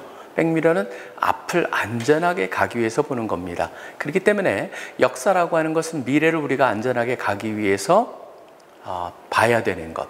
그런 면으로 본다면은 과거의 역사 속에 보면은 기독교는 또는 인류는 얼마나 어려운 일을 많이 당했어요. 사실 전염병이 엄청난 일들이 과거에 있었습니다. 세 가지 정도만 한번 생각을 해봅니다. 가장 무시무시한 거는 가미오라고 하는 사람의 책 제목이기도 하죠. 패스트, 흑사병입니다. 흑사병 같은 경우에는 유럽에서는 4천만 명이 죽었고 중국에서도 3천만 명, 그래서 전 세계로 1억 명 정도가 죽었는데 그 당시 세계 인구가 4억 명이었습니다. 그러니까 지금 현재 우리 인구를 따져보면 77억이니까 지금 현재 그 일이 일어났다면 약 한 20억 명이 죽는 그런 무시무시한 병이 중세에 일어났다고 하는 것이죠. 그것 때문에 사실 역사가 엄청나게 바뀌어 버렸다고 역사학자들은 얘기를 하고 있습니다. 흑사병뿐만이 아닙니다. 또 무시무시한 병이 있습니다. 바로 천연두라고 하는 건데 조선시대만 따져봐도 우리 아이들의 40%가 이 천연두로 죽임을 당했습니다. 사실 천연두는 굉장히 무섭죠. 그래서 우리 나이 드신 분들은 다 왼쪽 편에 여기 이쪽 부분에 블루 지져가지고 우리가 접종을 받았던 그것이 있습니다. 사실 천연두는 가장 최근에 늦게 나온 게 1976년에 발병이 됐고 실질적으로 1980년에 완전히 종식이 됐습니다. 더 이상 천연두 환자는 없지만 천연두가 얼마나 무서운 거냐면 1900년에서 1980년까지 그 80년 동안 죽은 사람이 3억 명입니다. 3억 명이라고 하는 그 엄청난 숫자가 죽임을 당해서 1980년에 종식될 때까지 3억 명인데 그 전에 있었던 19세기라고 하는 그 엄청난 시간에 얼마나 많이 죽었을까요, 사람들이? 사실 상상을 초월할 겁니다. 그 다음에 보시면 흑사병이 그렇죠. 천연두가 그렇죠. 더 무시무시한 병이 지금도 진행이 되고 있는 게 있습니다. 이번에 코비드19 때문에 유명해진 하나의 병이 있죠. 하이드로클로로킨이라고 하는 그 치료제 때문에 유명해진 말라리아. 이게 세계 3대 전염병입니다. 에이즈라고 하는 후천성 면역 결핍증이 있죠. 그 다음에 결핵. 그 다음에 말라리아입니다. 말라리아는 실질적으로 인류 역사의 모든 인류의 절반 정도가 말라리아로 죽었다라고 하는 그런 학자의 견해가 있을 정도입니다. 지금도 아프리카 중심에 해마다 몇백만 명씩 죽고 있는 게 바로 말라리아라고 하는 것인데 지금 이 말라리아도 계속적으로 창궐하고 있다라고 하는 걸 우리가 볼 수가 있습니다. 역사 속에서 이런 전염병은 반복되어 왔다는 것이죠. 지금 우리 이번에 경험하는 코비드19도 쉽게 지나가지 않을 것입니다. 코로나 바이러스도 동일한 게 일어났던 게 1918년, 19년에 일어났던 바로 스페인 독감이라고 하는 건데 이것도 코로나 바이러스였습니다. 특이하게 이건 젊은이들 중심으로 많은 희생자를 냈는데 그 다음에 또 하나 있었던 게 2008년, 9년에 있었던 2008년, 9년, 10년이죠. 그때 있었던 신종플루라고 하는 거. 이것도 코로나 바이러스입니다. 그 다음에 우리가 경험하는 코비드19라는 것도 코로나 바이러스인데 이거는 주로 연세 드신 분들의 치명적인 것. 지금 보면은 뭘 볼 수 있냐면요. 계속적으로 반복이 되고 있고 사람들이 얘기를 하면서 주기가 더 짧아질 것이고 변종이 일어나면서 아주 그 치명적인 그런 결과를 낼 것이라고 얘기를 합니다. 과연 이 최소한 2년 정도 지나갔던 그런 것, 또 이 피크를 갖다 3번씩이나 맞았던 그런 것들을 과연 우리는 어떻게 이번에 극복할 것인가? 사실 이게 제가 이걸 나눴던 이유는 바로 뭐냐면 역사적으로 봤을 때 이것이 뭐 특이한 게 아니라는 겁니다. 어떻게 보면 반복되어 왔던 것이고 상대적으로 그렇게 대단하지는 않습니다. 사실 그 무시무시함을 쫓아서는. 그렇지만 사람들이 이렇게 이 현재 당하는 것에 절망을 느끼고 공포에 떠는 것은 바로 모든 사람들이 눈앞에 있는 것, 자기가 경험하는 것이 가장 힘든 것이다 라고 하는 생각을 갖고 있기 때문이죠. 코비드19는 저는 궁극적으로 또 하나님께서 길을 보여주셔가지고 극복을 할 것이라고 생각합니다. 물론 이번에도 그 파우치 소장 같은 미국 그 국립 전염병 알레르기 연구소 소장 같은 경우에는 백신이 나와도 50% 효율성을 얘기하고 있고 소위 말하는 실버 블러시라고 말하는 그 결정적인 특효약은 없을 것이다라는 말도 있지만 이런 궁극적으로 정복이 될 것이고 또 우리가 대처해 가지만 중요한 거는 이걸로 끝나지 않는다는 겁니다. 계속적으로 일어날 겁니다. 자, 그렇다면은 이러한 역사적 사실을 보면서 우리가 경험하는 걸 보면서 우리 목회자로서 어떻게 성도들을 준비시키고 어떻게 성도들로 하여금 어떤 믿음을 가지고 살아가게 할 것인가, 그게 우리 모두가 고민해야 될 영역이라고 생각을 합니다. 어디서 답을 찾을 수 있을까요? 저는 먼저 초대교회로 가볼 필요가 있다고 생각을 합니다. 왜냐하면 역사의 반복에 초대교회도 예외가 아니었습니다. 초대교회가 보면서 그 가장 순수한 신앙을 가지고 살았던 사람들이 이런 상황 속에서 어떻게 대처했는가를 우리가 볼 필요가 있다라고 하는 것이죠. 초대교회는 예수님 바로 돌아가시고 기독교가 생기고 나서부터 그 콘스탄틴이라고 하는 황제가 로마에서 기독교를 국교화하기 그 전까지의 그 시대를 갖다 초대교회라고 하죠. 초대교회도 말씀드렸다시피 예외가 아니었습니다. 굉장히 엄청난 대전염병을 두 번을 겪습니다. 165년하고 그 다음에 215년에 두 번을 겪었다고 하는데, 그거에 대해서 관심이 있는 분들은 로드니 스타크라고 하는 그 종교 사회학자가 쓴 책이 있습니다. 로드니 스타크라고 해서 The Rise of Christianity라고 되어 있는데, 우리나라 같은 경우에는 기독교의 발흥이라고 되어 있는, 굉장히 종교 사회학적으로 어떻게 기독교가 성장했는가, 그 중에 많은 요소를 하지만 가장 중요한 것 중에 하나가 바로 이 전염병이었다라고 하는 겁니다. 그래서 이 전염병을 보시면은 사실 무슨 병인지 정확히는 모릅니다. 왜냐하면 그 당시엔 과학이 발달되지 않았기 때문에 모르지만 사람들이 추측하기에는 천연두였거나 아니면 홍역이었을 것이다라고 추측을 합니다. 사실 이게 165년 251년에 나오면서 이게 15년 동안 남습니다. 실질적으로 처음에 왔던 165년 거는 180년에는 그 당시에 그 유명한 로마 황제인 아우렐리우스라고 하는, 마커스 아우렐리우스라는 황제도 이 역병으로 죽임을 당할 정도였습니다. 얼마나 많은 사람이 죽었냐? 로마 인구의 3분의 1이 죽습니다. 로마 인구의 3분의 1이 죽고, 실질적으로 로마시 같은 경우에는 그 당시에 100만 명 정도가 인구가 돼 있는데, 많이 죽을 땐 거의 연거푸 하루에 5천 명씩 죽어가는 거예요. 그 공포적인 상황이었습니다. 공포적인 상황에 사람이 어떻게 반응했는가를 우리가 잘 볼 필요가 있습니다. 그 당시 사람들도 알았습니다. 접촉을 통해서 이게 감염이 되는구나. 그러니까 환자의 가족들도 다 로마를 버리고 도망을 가버렸습니다. 심지어 의사들도 도망을 가버렸습니다. 거기에 병자들이 남겨진 것이죠. 그런데 도망가지 않은 무리들이 있었습니다. 바로 그들이 기독교인들이었어요. 기독교인들은 거기서 도망가지 않고 남기를 선택을 합니다. 남는 것이 엄청난 결과를 하는데, 잘 생각해 보시기 바랍니다. 사실 이게 돌아보면 굉장히 현실적인 선택이었는데, 기독교인들이 남아서 환자들을 갖다 보면은요, 환자들한테 물하고 먹을 것씩만 조금만 줘도요, 이 사람들이 살아날 확률은 50%가 넘습니다. 근데 버려두면은 그들이 살아날 확률은 굉장히 적겠죠. 기독교인들은 죽음을 각오하고, 물론 기독교인들도 많이 죽었을 겁니다. 근데 거기서 남아가지고 기독교인들을 돌볼 뿐만 아니라 비기독교인들까지도 돌보는 역동적인 병자 간호 시스템을 개발을 합니다. 그래가지고 많은 사람들이 살게 되죠. 그걸 2번씩이나. 사실은 그걸 하고 나서 어떤 게 됐냐면, 많은 사람들이 기독교를 다시 보기 시작을 했습니다. 가족들을 잃어버린 사람들이 기독교에 조인을 하게 됐고, 그 다음에 거기서 도움을 받은 사람들이 기독교에 대해서 새롭게 보면서 기독교인화되는, 그래서 발흥, The Rise of Christianity라고 하는 기독교의 성장에 굉장히 중요한 역할을 했다라고 하는 것.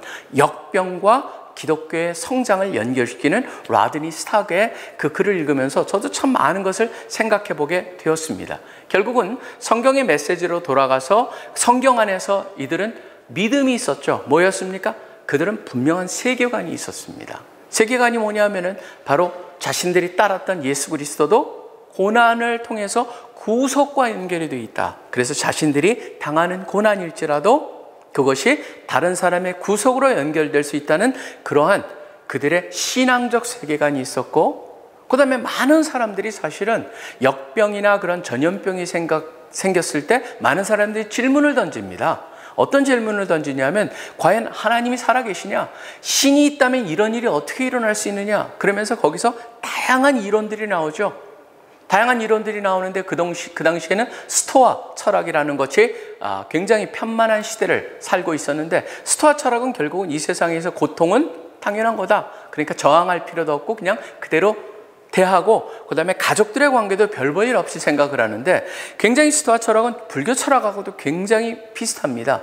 개인적인 관계도 끊어지고 그것에 대한 애착, 그런 것들을 집착, 그런 것을 거부하게 만드는 그런 식으로 나오고, 어디 같은 경우에는 하나님이 안 계시다라는 거라든가, 아니면은 결국은 영혼이 육체에서 떠나가지고 나가는 게 구원이다라고 하는, 그래서 이런 모든 것들을 갖다 굉장히 다양한 해석을 하는데, 이 기독교인들은, 우리들은 믿음에는 가장 중요한 것이 바로 뭡니까?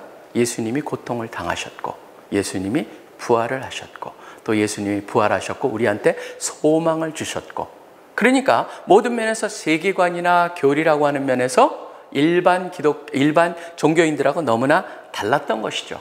사실 그런 것들이 초대교회의 성장을 이루었다라고 하는 것, 바로 무엇을 우리가 볼 수 있냐면요, 소망이라고 하는 건 어떠한 상황 속에서도 이길 힘을 주고, 그 단순한 소망조차도 엄청난 일을 한다는 것은 이미 사람들이 많이 볼 수가 있죠.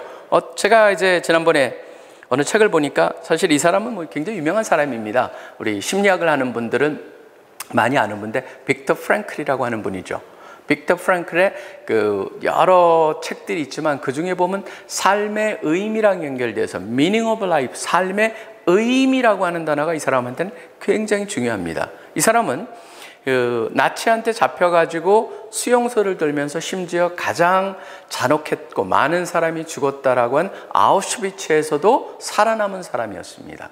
이 사람이 관찰을 해봤습니다. 그 수용소에 갇힌 사람들을 보니까 네 부류의 사람들을 자기가 분류가 가능했습니다. 어떤 사람은 굉장히 선한 사람이었는데 수용소에 갇히면서 아주 잔혹해지는 걸 봤습니다. 성격이 바뀌어버립니다. 상황 속에서 그렇게 대처하는 것이죠. 어떤 사람은 뭐가 있냐면은 그 상황에서 자포자기합니다. 이 두 번째 부류의 사람들은 가스방에 가기 전에 이미 먼저 죽어버리는, 포기해버리는 사람이 있는가 하면, 어떤 사람은 막연하게 다 회복될 것이고 옛날의 모습으로 돌아갈 것이다라고 하는 막연한 그런 희망 속에 살다가 나중에 살아남았지만 그렇게 되지 않았기 때문에 절망하면서 그 이후에 자기의 목숨을 끊어버리는 그런 케이스를 봤습니다. 이 사람은 네 번째 케이스가 굉장히 중요한 부류라고 했습니다. 소수였지만 이 사람들은 어떤 사람이었냐면, 바로 이 세상에 우리가 보이는 거나 우리의 이 세상 안에 되어 있는, 일어나는 거기에 한정된 곳을 향한 믿음이 아니고,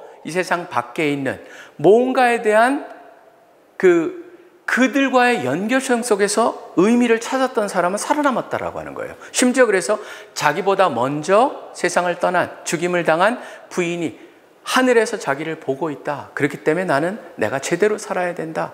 라고 하는 그런 생각을 가진 사람들이 살아남았고, 그들이 살아가는 것을 보면서 결국은 가장 중요한 것은 삶의 의미라고 하는 것을 발견했을 때 어떤 상황이든지 제대로 살 수가 있다라고 하는 것을 이 사람이 발견을 하고, 거기서 만든 게 로고테라피라고 하는 것을 만듭니다. 그거랑 연결된 게 지금도 심리치료에서 많이 사용하는 인지행동치료라고 하죠. Cognitive Behavior Therapy라고 해서 이런 겁니다. 예를 들자면 어떤 사람이 상담을 하러 왔습니다. 상담을 하러 와가지고 남자가 얘기합니다. 내가 위궤양이 걸렸다. 아주 굉장히 내가 지금 싸우는, 나를 갖다 힘들게 만드는 사람이 있는데 바로 내 부인이다. 부인 때문에 내가 위궤양이 걸렸다. 그렇게 얘기를 하니까 그 옆에서 심리학자가 정확히 얘기해 주죠. 부인 때문에 걸린 것이 아니고 당신이 부인을 향한 당신의 반응 때문에 위궤양이 생긴 거다. 결국 상황이 아니고 상황에 대한 반응을 어떻게 하느냐, 그러면서 어디로 쫓아가냐면 미닝 중심의 그 의미를 중심으로 하는 그쪽으로 대화를 진행해 가면서 의미를 찾아내게 만드는 것. 저는 사실 이거를 갖다 우리가 생각해 보면서 우리가 이 시대를 살아가면서 결국은 이 시대 우리가 당하는 상황을 바꿀 수는 없습니다. 근데 무엇을 바꿀 수 있습니까?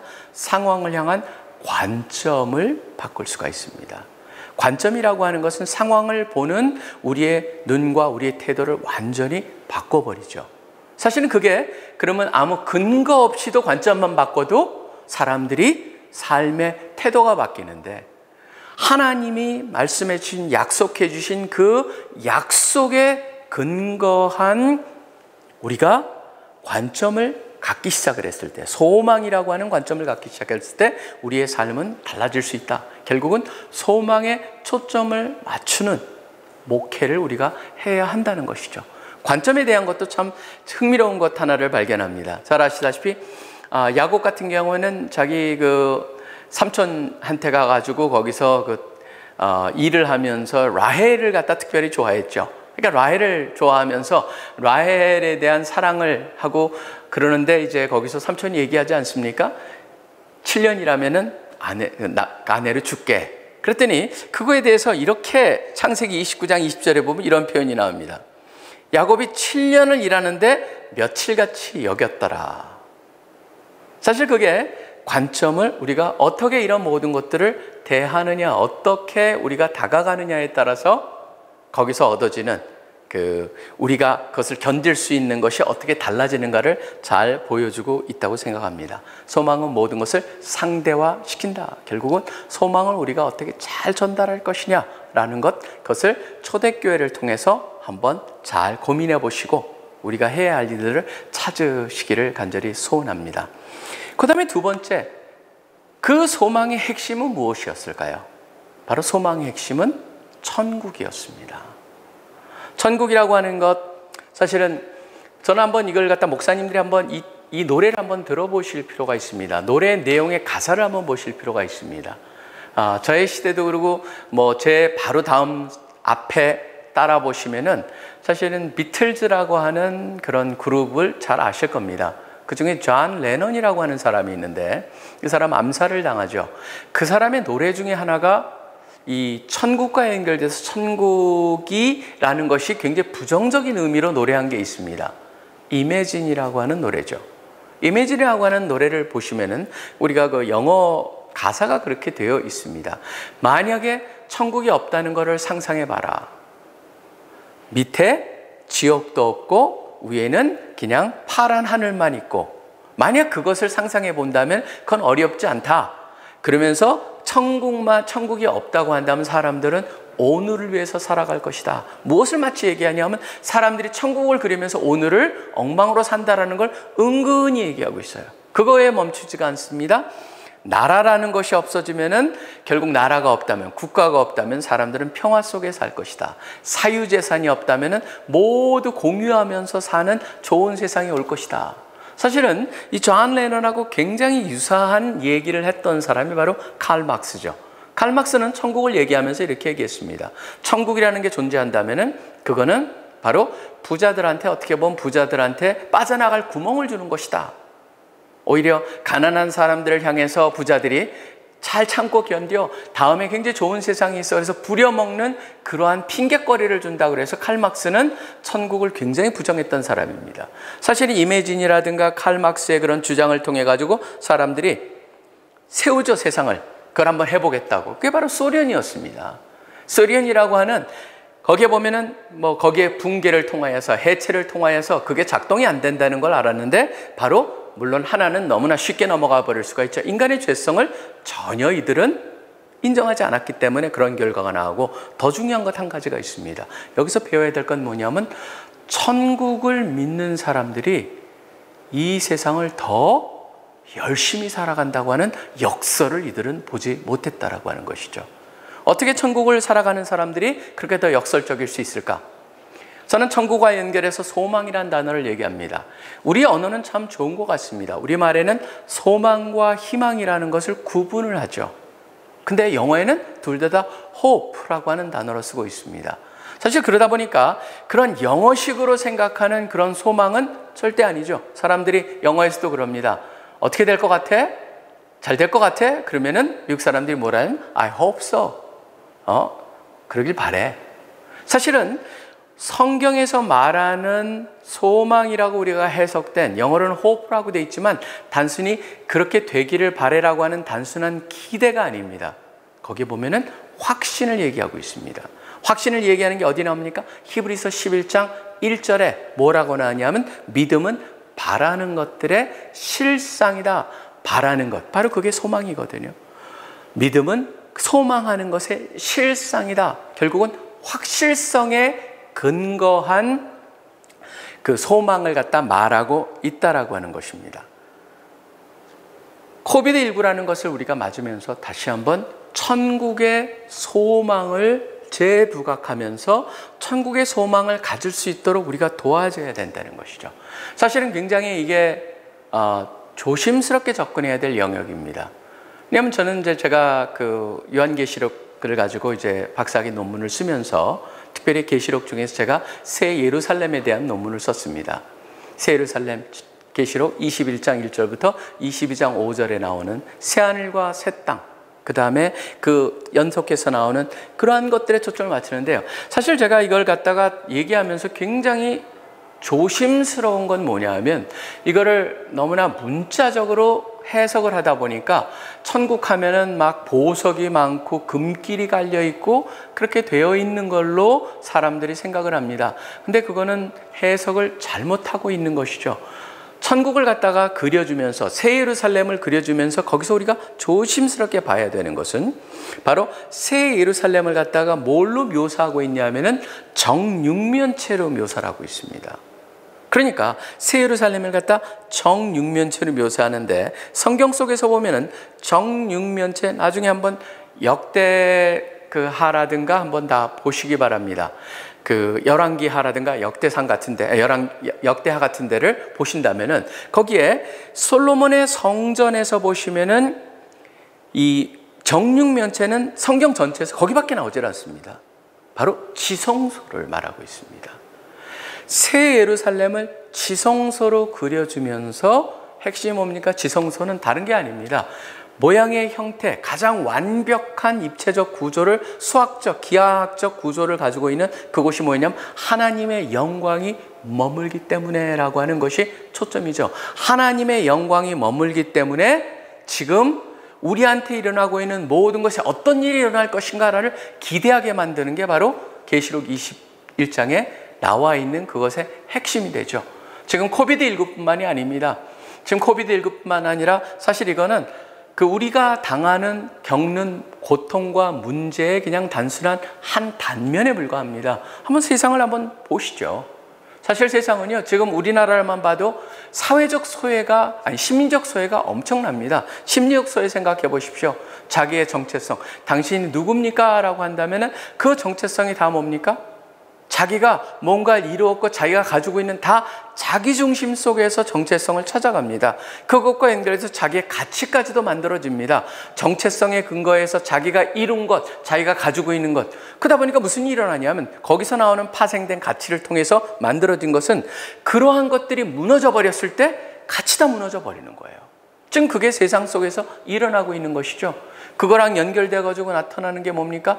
열등의식이 일어납니다. 그 다음에 우월의식이 일어납니다. 그리고 또 나타나는 게 뭐 M4 세대나 그런 얘기가 나옵니다. 심지어 이생망, 이번 생에는 망했다라고 하는 말까지 나옵니다. 철저히 뭡니까? 심리적으로 자기의 참모습과의 그 결별, 소외가 된 모습들을 우리가 볼 수가 있습니다. 심리적 모습은 참 안타깝습니다. 저도 젊은이들을 사역하면서 느끼는 것은 뭐냐면 젊은이들 가운데 특별히 심리적 소외, 이생망, 뭐 그게 맞으면 좋겠습니다. 왜냐하면 그게 다른 삶이 있다라고 하는 가정 속에서 나오는 건데 사실은 다른 삶이 있더라도 이들이 생각하는 그런 삶은 아닐 겁니다. 그렇기 때문에 이 삶 속에서의 그 중요성을 봐야 되는데 그거를 보지 못하고 사는 그런 심리적인 소외, 사회적인 소외도 얼마나 심각합니까? 저희도 그 선교사들을 갖다 이것저것 보내면서 지난번에 레바논에서 베이루트에서 엄청난 폭발 사고가 있었습니다. 거기에 저희 선교사가 있기 때문에 관심을 받더니 그러면서 레바논 정부를 보게 됩니다. 모든 다양한 종교에서 강요들이 다르고 연합을 형태적으로만 해놨지만 전혀 자기네 이득만을 위해서 그 종파와 이 종교수로 갈라져 있는 그런 모습을 보면서 저 나라의 미래가 어떨까? 너무나 안타까웠습니다. 지금 인종도 얼마나 심각합니까? 지금 미국의 조지 플로이다라고 하는 그 백인 경찰이 흑인을 죽인 것 때문에 미국이 그렇게 엉망인 것을 지금 보게 됩니다. 갈등이 심각합니다. 우리나라 같은 경우에도 진보와 보수냐라고 하는 이념 갈등이 아직도 이 시대에 지금 진행이 되고 있다는 것도 너무나 안타깝습니다. 사회적 소외입니다. 그리고 한번 세상을 보시기 바랍니다. 고통도 이렇게 점점점 심해집니다. 불치병이 늘어나고 있습니다. 암하는 자들이 늘어나고 있습니다. 아무리 많은 의학이 발달한다고 그래도 지금 그 속에서 오히려 의학이 정복할 수 없고 점점점 복잡해지고 슈퍼박테리아니 등등 해가지고 점점 이 세상 속에 뭐가 더해집니까?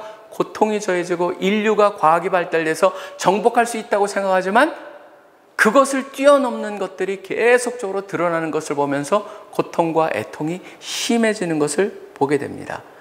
그 모든 것이 바로 성경에서는 죄라고 얘기를 하고 있다라고 하는 걸 우리가 분명히 말을 할 수가 있어야 되죠. 죄 때문이다. 그것이 해결되는 그 길밖에 없다. 그런데 중요한 것은 그 시간이 다가오고 있다는 것이죠.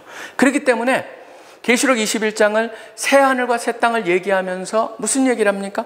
모든 눈물을 그 눈에서 닦아주시니 다시는 사망이 없고 애통하는 것이나 곡하는 것이나 아픈 것이 다시 있지 아니하리니 처음 것들이 다 지나갈 것이다 라고 얘기했습니다. 처음 것이 다 지나갈 것이다. 그러면서 계속적으로 계시록에 많이 나오는 단어가 있습니다. 물론 이게 그 단어 자체가 그 의미를 가지고 있지 않지만 어떤 문맥 속에서 이 단어가 쓰여졌느냐에 따라서 그 의미를 갖는다고 하는 중요한 단어는 바로 카이노스라고 하는 단어입니다. 카이노스, 새롭게 된다라고 하는 것이죠. 질적으로 완전히 달라질 것이다. 하나님의 새로운 창조, 또 재활, 완전한 회복을 얘기하는 시간이 온다라고 하는 것입니다. 여기에 요나단 에드워드가 설교를 하면서 굉장히 재미있는 표현을 썼습니다. 우리가 간직하고 싶고 우리가 꼭 있었으면 하는 그런 모든 것은 그대로 가지고 갈 것이다. 그런데 우리가 바뀌어졌으면 좋겠고 또 우리가 변했으면 좋겠다는 그런 영역이 있다면 그 영역은 하나님께서 온전하게 바꿔줄 것이다. 바로 천국을 그리면서 우리가 어떤 순간을 그리면 되냐면 내 모습이 온전하게 되는 것, 온전한 모습에 나의 모습을 유지하는 것, 이건 참 중요합니다. 이게 그런 면에서 사실은 기독교는 굉장히 다른 종교랑 다르죠. 불교를 보시면은 불교 같은 경우나 힌두교 같은 경우에는 나중에 열반의 경제에 이른다든가 아니면 윤회라고 하는 데서 빠져나갔을 때 거기에 개인적인 요소는 하나도 없습니다. 우주적 영혼의 일부가 되어버려서 개인적인 독특성은 하나도 없습니다. 그러니까 불교에서도 뭐라고 합니까? 사랑하는 사람들에게 관계조차도 애착, 집착하지 마라. 환상일 뿐이다 라고 얘기하죠. 근데 기독교는 완전히 다르죠. 뭐라고 합니까? 이 육체, 바로 우리가 하는 이 똑같은 육체는 아니겠지만 육체의 부활을 얘기하고 그 부활된 온전한 모습으로 서로가 서로를 알아보는 그런 시간, 그 속에서 우리가 영원히 살 시간이 다가온다. 그게 바로 계시록 21장 1절부터 22장 5절에는 천국의 모습입니다. 뭐 때문에? 하나님의 영광이 가득하기 때문에 그분과 얼굴과 얼굴을 보면서 온전해진 모습으로 우리가 살아갈 것이다. 지난번에 3월, 4월에 이태리가 굉장히 힘들었었습니다. 거기에 이태리에 있는 어느 할아버지의 그런 인터뷰가 나왔는데 그때 참 가슴이 아팠습니다. 할아버지가 그 할머니랑 같이 두 분 다 이 코비드19에 감염이 돼가지고 따로 격리가 되고 입원을 하게 됩니다. 할아버지는 거기서 살아나죠. 근데 할머니가 세상을 떠나버립니다. 할아버지가 할머니가 세상을 떠난 걸 보면서 나중에 그런 얘기를 합니다. 인터뷰를 하는데 제 아내는 떠나버렸어요. 한마디도 말할 기회조차도 없었어요. 사랑한다는 말도 못했어요. 그 다음에 잘 가라는 말조차 못했어요. 그러면서 넋두리처럼 그런 얘기를 하는데 가슴이 참 저도 점여왔습니다. 사실은 우리 모든 성도들에게 또 우리도 마찬가지입니다. 저도 마찬가지입니다. 천국에서 만나보고 싶은 사람이 있습니다. 그리운 사람들이 있습니다. 바로 그러한 순간이 우리한테 다가오고 있다라고 하는 것이죠. 천국의 소망이라고 하는 것은 어려울 때 천국의 소망에 초점을 맞출 수 있도록 그것이 얼마나 대단한 것이고 얼마나 엄청난 것이고 그것이 이루어졌을 때 어떤 일이 일어날 것인가를 분명히 잘 가르쳐주는 것이 또 저는 목회자의 중요한 소망이 된다라고 저는 믿습니다. 그렇기 때문에 소망의 소망이 있었기 때문에 달랐던 초대교회와 또 그 소망의 근본이 되었던 천국의 가장 소중한 그것을 잘 연구를 하셔가지고 그것을 가르쳐 주실 필요가 있고, 그 다음에 세 번째, 천국 그 소망이 이끄는 삶을 살 수 있도록 우리가 도와줘야 됩니다. 여기서 잘 보실 필요가 있습니다. 천국이란 단어를 쓰는데 사실 이걸 하기 전에 잠깐 한번 이 말씀을 드리고 시작을 하겠습니다. 뭐냐면 역사라고 하는 거는 우리 기독교 역사관은 다른 데 역사관이 굉장히 다릅니다. 그 종교마다. 기독교 역사관은 뭡니까? 처음이 있고 끝이 있습니다. 처음에서 끝을 향해서 하나님께서 인도하고 가시기 때문에 전혀 방황하지 않습니다. 계속 반복이 되지도 않습니다. 처음과 끝을 향해서 갑니다. 하나님께서 간섭을 하십니다. 결국은 처음과 끝이 있다, 하나님께서 간섭을 하신다, 하나님께서 간섭하시기 때문에 역사는 하나님이 주관하시는 걸로 이끌어 가신다. 중요한 것은 바로 끝이라고 하는 단어입니다. 끝이라고 하는 단어가 헬라에서는 텔로스라고 하는 단어입니다. 끝이라는 단어는 텔로스라는 단어가 끝이지만 그 끝이라는 단어의 또 다른 의미 뭐냐면은 목적이라는 의미가 있습니다.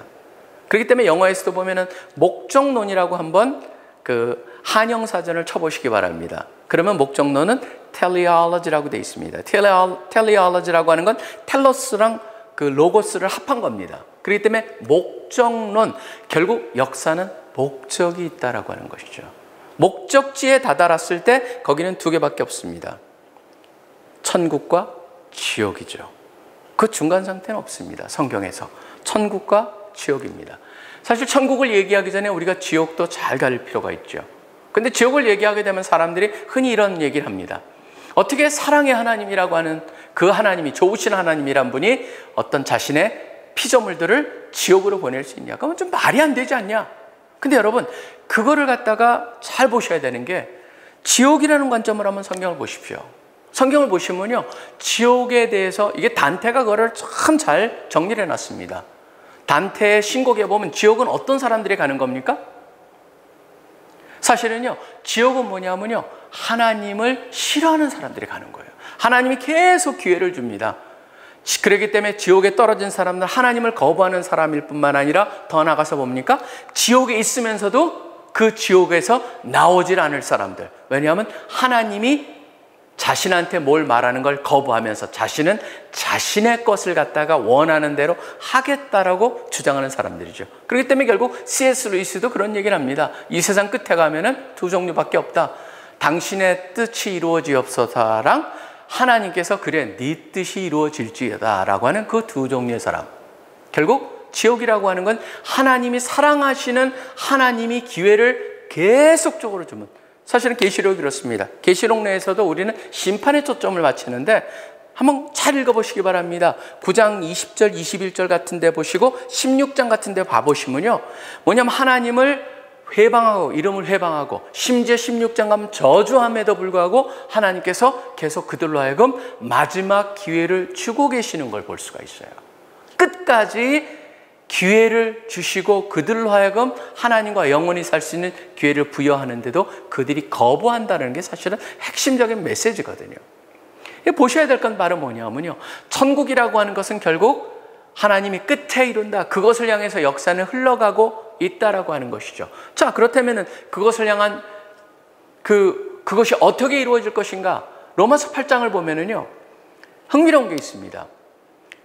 이 세상에 하나님이 창조하신 다른 피조물도 그 천국을 기다린다고 하는 겁니다. 잘 아시다시피 지난번에도 호주에 산불이 났습니다. 인간이 굉장히 욕심을 부려가지고 아주 환경을 갖다 엉망으로 만들고 있습니다.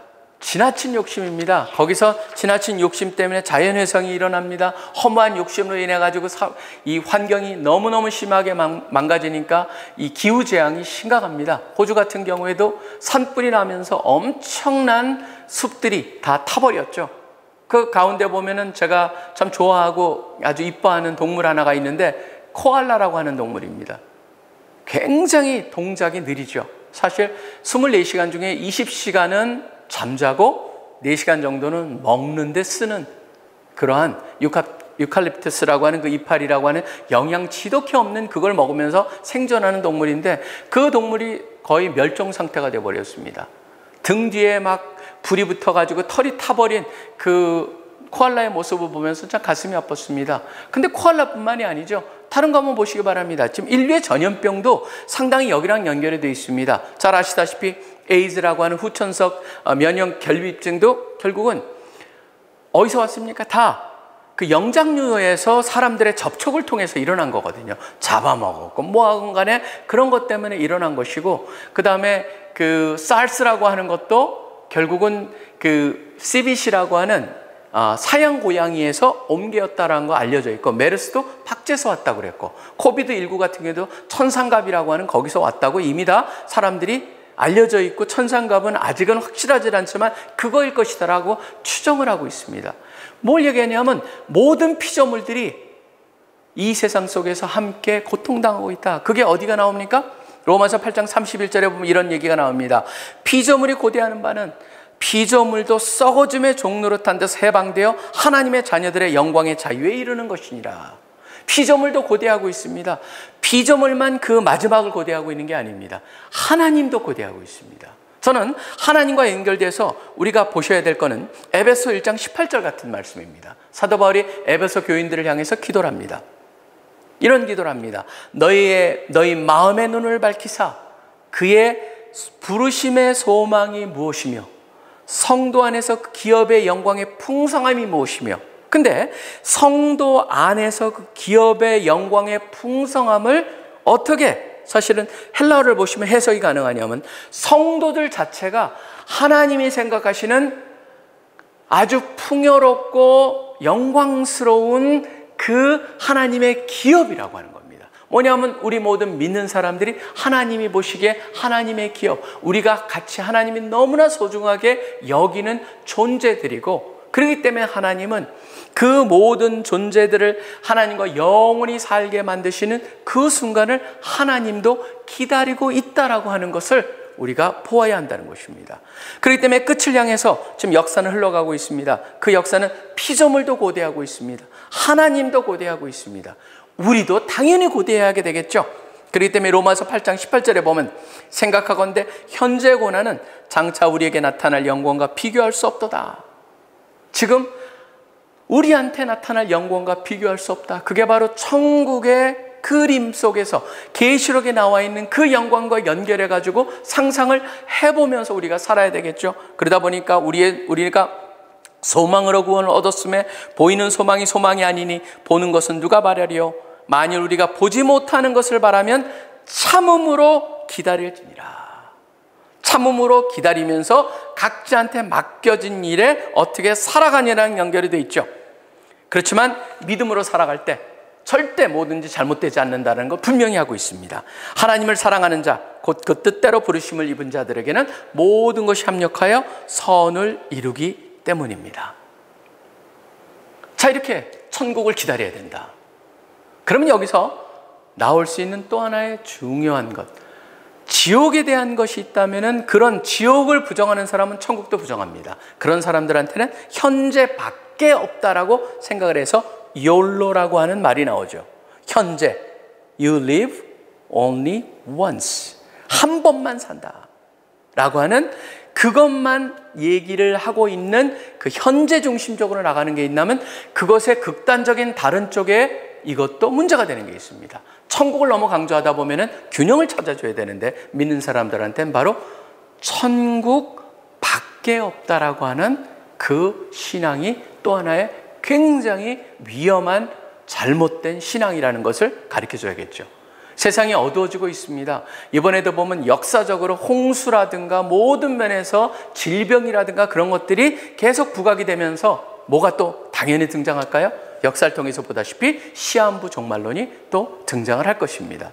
시한부 종말론, 이 세상을 봐라, 마지막 때가 왔다. 마지막 때가 왔기 때문에 천국을 기대하면서 살아야 되는 건 누구한테나 마찬가지인데 천국 밖에 소망이 없다라고 생각해서 현실과 현재를 포기하게 만드는 그런 것들에 대한 경고도 같이 가야 됩니다. 마가복음 13장 32절엔 뭐라고 말씀하십니까? 예수님께서 아들조차도 그날을 모른다고 했습니다. 그건 철저히 하나님의 손안에 있습니다. 누구도 모릅니다. 그런데 시한부족말론자들은 이제 또 부각이 되면서 그쪽을 강조할 것이 너무나 역사적으로 봤을 때 저는 반복되는 패턴이기 때문에 우리가 주의를 할 필요가 있습니다. 그러면 어떻게 살라는 겁니까? 성경은 천국을 얘기하면서 현재 삶을 포기하라고 절대 가르치지가 않습니다. 오히려 천국을 바라면서 현재를 얼마나 열심히 살아가야 될 것인가를 강조하고 있다는 것이죠. 그게 바로 칼 막스가 보지 못했고 그 다음에 존 레논이 보지 못했던 그런 역설의 일부가 됩니다. 그게 성경의 정확한 가르침입니다. 여러분들이 한번 신약을 한번 보시기 바랍니다. 종말에 대해서 얘기를 합니다. 종말에 대한 얘기가 나오고 종말에 대한 그 이론을 가리키고 나서 그걸로 끝난 적이 한 번도 없습니다. 늘 뭡니까? 그 다음에 그렇기 때문에 너희는 현재를 어떻게 살아야 된다. 계시록의 메시지도 마찬가지였습니다. 예외가 아닙니다. 바로 그러한 천국이 오는데 당신은 지금 현재 이 시간에 어떻게 살 것입니까? 바른 선택을 하면서 바르게 살라라고 하는 것이 바로 계시록의 메시지가 됩니다. 그게 바로 예외가 없습니다. 로마서 같은 경우에도 제가 지금 8장을 얘기했습니다. 로마서 한번 전체를 보시면요, 로마서 12장부터 보면은 우리의 삶에 대해서 얘기하지 않습니까? 시작부터 무슨 얘기를 합니까? 이 세대를 본받지 말고 오직 마음을 새롭게 함으로 변화를 받아 하나님의 선하시고 기뻐하시고 온전하신 뜻이 무엇인지 분별하도록 하라. 그리고 13장에 가보면 11절부터 14절까지가 다 우리의 윤리적인 삶에 얘기하고 있습니다. 신앙의 삶, 너희가 이 시기를 알거니와 자다가 깰 때가 벌써 되었나니 밤이 깊고 낮이 가까웠으니 그러므로 우리가 어둠의 일을 벗고 빛의 갑옷을 입자. 낮에와 같이 단정히 행하고 방탕하거나 술 취하지 말며 음란하거나 호색하지 말며 다투거나 시기하지 말고 오직 주 예수 그리스도로 옷 입고 정욕을 위하여 육신의 일을 도모하지 말라고 권하고 있습니다. 성경을 제대로 보면 볼수록 천국만이 아니고 천국 그것만 있는 것이 아니고 천국 밖에 없다는 게 아니고 그러한 천국이 주어지기에 지금 현재 우리가 어떻게 살 것인가. 그렇기 때문에 스피노자가 그 말을 했다고 알려져 있지만 사실은 정확히 말하면 이건 마틴 루터가 한 말이 유명한 말이 있죠. 내일 종말이 올지라도 나는 오늘 사과나무를 심겠다. 성경을 본다면은 성경의 가르침이 바로 그러한 것입니다. 바로 그게 기독교인을 향한 겁니다. 근데 중요한 거는 기독교인 전체를 향한 이런 말씀 속에서 과연 이걸 개인들하고 어떻게 연결을 시키느냐라고 하는 겁니다. 저는 이 개인들하고 연결시키는 작업이 우리 사역자들이 해야 될 소중한 것들 중에 하나라고 생각을 합니다. 왜냐하면 많은 사람들이요, 잊어버리는 게 있습니다. 뭐냐면 모든 사람한테 하나님께서 역할을 주셨다는 겁니다. 모든 사람이 존재하는 목적이 있습니다. 그 역할을 수행하고 있습니다. 그렇기 때문에 그 역할을 통해서 자신의 역할들을 해나가는 데서 다양한 경험을 하죠. 근데 이 역할을 하면서 사람들이 세상적인 관점이 들어오다 보니까 그 가운데서 뭐가 오냐면은 계속적으로 어떤 게 더 귀하다, 어떤 게 약간 별 볼 일 없다라는 그런 세상적인 관점이 들어오는데 잘 거기서 가르쳐 줄 필요가 있죠. 왜냐하면 성경은요, 사실은 어떠한 위치에 있던 간에 어떠한 일이 주어지건 간에 지금 그 가운데 어떻게 살아야 될 것인가. 제일 와닿는 구절 중에 하나가 바로 이겁니다. 저는 종들을 향해서 사도 바울이 골로새서에서 얘기했던 말씀입니다. 골로새 3장 22절에 24절에 보면 이런 말이 나옵니다. 종들아 모든 일에 육신의 상전들에게 순종하되 사람을 기뻐하는 자와 같이 눈가림만 하지 말고 오직 주를 두려워하여 성실한 마음으로 하라. 무슨 일을 하든지 마음을 다하여 주께 하듯 하고 사람에게 하듯 하지 말라. 이는 기업의 상을 주께 받을 줄 아나니 너희는 주 그리스도를 섬기느니라. 마지막 때일수록 자기의 본분과 역할에 충실히 그리고 주님께 대하듯 해야 된다는 것이죠. 그런 가운데도 사실은 사람들이 쉽지 않은 게 있습니다. 왜냐하면 그런 일을 행하는데 어려운 일을 당할 때 느끼는 감정이 있어서 그렇습니다. 뭐냐면 누구도 나를 이해 못한다. 나는 혼자인 듯한 느낌. 마치 엘리야가 아합과 이세벨에 쫓겨서 도망가면서 느꼈던 그런 감정이죠. 자기만 혼자 남았다라고 하는 느낌. 그런 느낌을 점점점 이 세상 속에서 더 많이 느끼는 것을 보게 됩니다. 외롭습니다, 사람들이. 힘이 듭니다. 누구도 모르는 것 같습니다. 그런데 그런 가운데서 꿋꿋이 살아갈 수 있는 가장 핵심은 어디 있습니까? 아니다. 혼자가 아니다. 그리고 우리가 있고 더 중요한 건 뭡니까? 우리가 안 보이더라도, 우리가 모르더라도, 느끼지 못하더라도 바로 예수님이 함께하고 계시고, 예수님은 온전히 이해한다. 어떻게 이해하십니까? 예수님은 바로 우리와 같은 고난을 이기셨다라고 하는 거죠. 히브리서 2장과 4장에 나와 있는, 반복해서 나오는 말씀이 있죠. 18절에 나오는 2장 18절에 그가 시험을 받아 고난을 당하셨던 즉 시험 받는 자들을 능히 도우실 수 있다. 4장 15절에 같은 경우는 우리에게 있는 대제사장은 우리의 연약함을 동정하지 못할 리가 아니요 모든 일에 우리와 똑같이 시험을 받으시니로되 죄는 없으시니라. 그렇기 때문에 히브리서 12장 2절에 보면 이런 말씀을 합니다. 믿음의 주여 또 온전케 하시는 이인 예수를 바라보자. 다시 한번 예수의 초점을 맞추고 힘을 얻어야 된다는 것이죠. 그리고 힘이 들고 고통을 당하고 그럴 때 생각해야 될 것 한 가지가 또 하나가 있습니다. 뭐냐면 바로 거기에는 하나님께서 우리를 미워하시거나 사랑하지 않기 때문에 그것을 허용하지 않았다는 것. 그건 분명하죠. 왜 그렇습니까? 우리를 위해서 목숨까지 주신 분인데 사랑하지 않는 게 아니죠. 그렇다면 무엇일까요? 저는 그것을 통해서 유익이 있다는 겁니다. 베드로전서 전체가 그것을 얘기하고 있습니다. 고난이라는 것이 유익이 있습니다. 로마서도 그 얘기해요. 로마서 5장에 보면 뭐라고 얘기합니까? 환난은 인내를, 인내는 연단을, 연단은 소망을 이루는지를 알라라고 되어 있습니다. 사실은 이게 어려울수록 뭘 보게 됩니까? 소망을 더 소중하게 여기고 어려울수록 발견하는 한 가지가 있습니다. 뭐냐면 자신을, 핵심을, 중심을 들여다보게 됩니다. 모든 일이 잘 돌아갈 때는 자신의 모습을 보지 못합니다. 저는 오히려 자신을 제대로 보면서 자신이 하나님과의 관계 속에서 어떻게 되는가, 이거는 목회자들도 동일하다고 생각합니다. 목회가 어려워지고 이 상황 속에서 힘이 들 때 오히려 하나님과의 관계, 세상과 나와의 관계, 그 다음에 나와 사랑하는 사람들과의 관계, 그것을 돌아보면서 자신을 바로 찾을 수 있는 그런 기회를 주시고 있다고 저는 믿습니다. 의미 없는 고통은 없다라고 저는 믿습니다.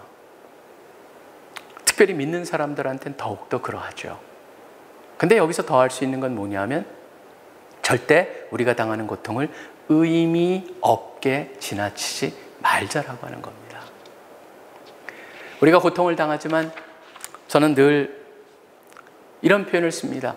삼위일체의 연합작전 속에서 우리가 이 모든 전쟁을 치르고 있다. 그렇기 때문에 이긴다. 로마서 8장에는 바로 성령 하나님이 우리가 무엇을 간구할지도 모르는데 탄식함으로 우리를 위해서 간구하고 계신다.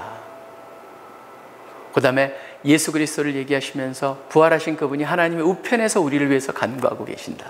성자 하나님을 얘기하면서 그 우리를 위해서 독생자 아들을 주신 그분께서 모든 것을 선물로 주시기를 기뻐하시지 아니하겠느냐.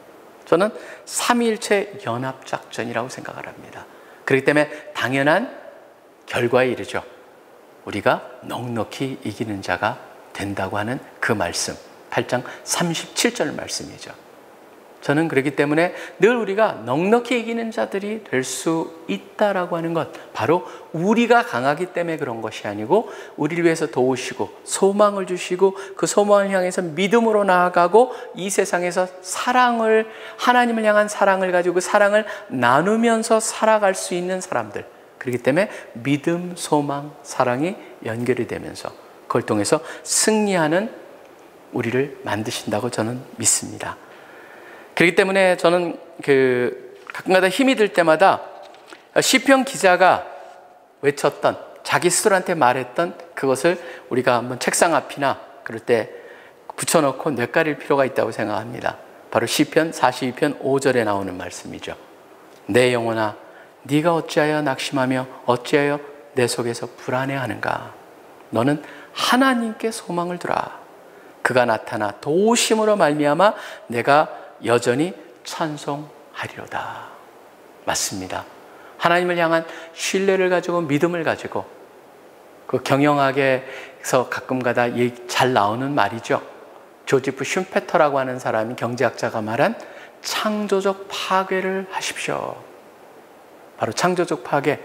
우리가 뭔가 해왔던 것을 변화된 상황 속에서 부시지 않고는 새로운 걸 할 수가 없기 때문에 오히려 하나님을 신뢰하시면서 새로운 길을 찾고 전도와 양육과 또 이 사역에서의 우리 성도들과 나를 포함해서 모든 사람들이 새로운 모습으로 거듭나고 그 속에서 또 새로운 방법으로 도전할 수 있는 길을 찾으시는 여러분 모두가 되시기를 간절히 축원합니다.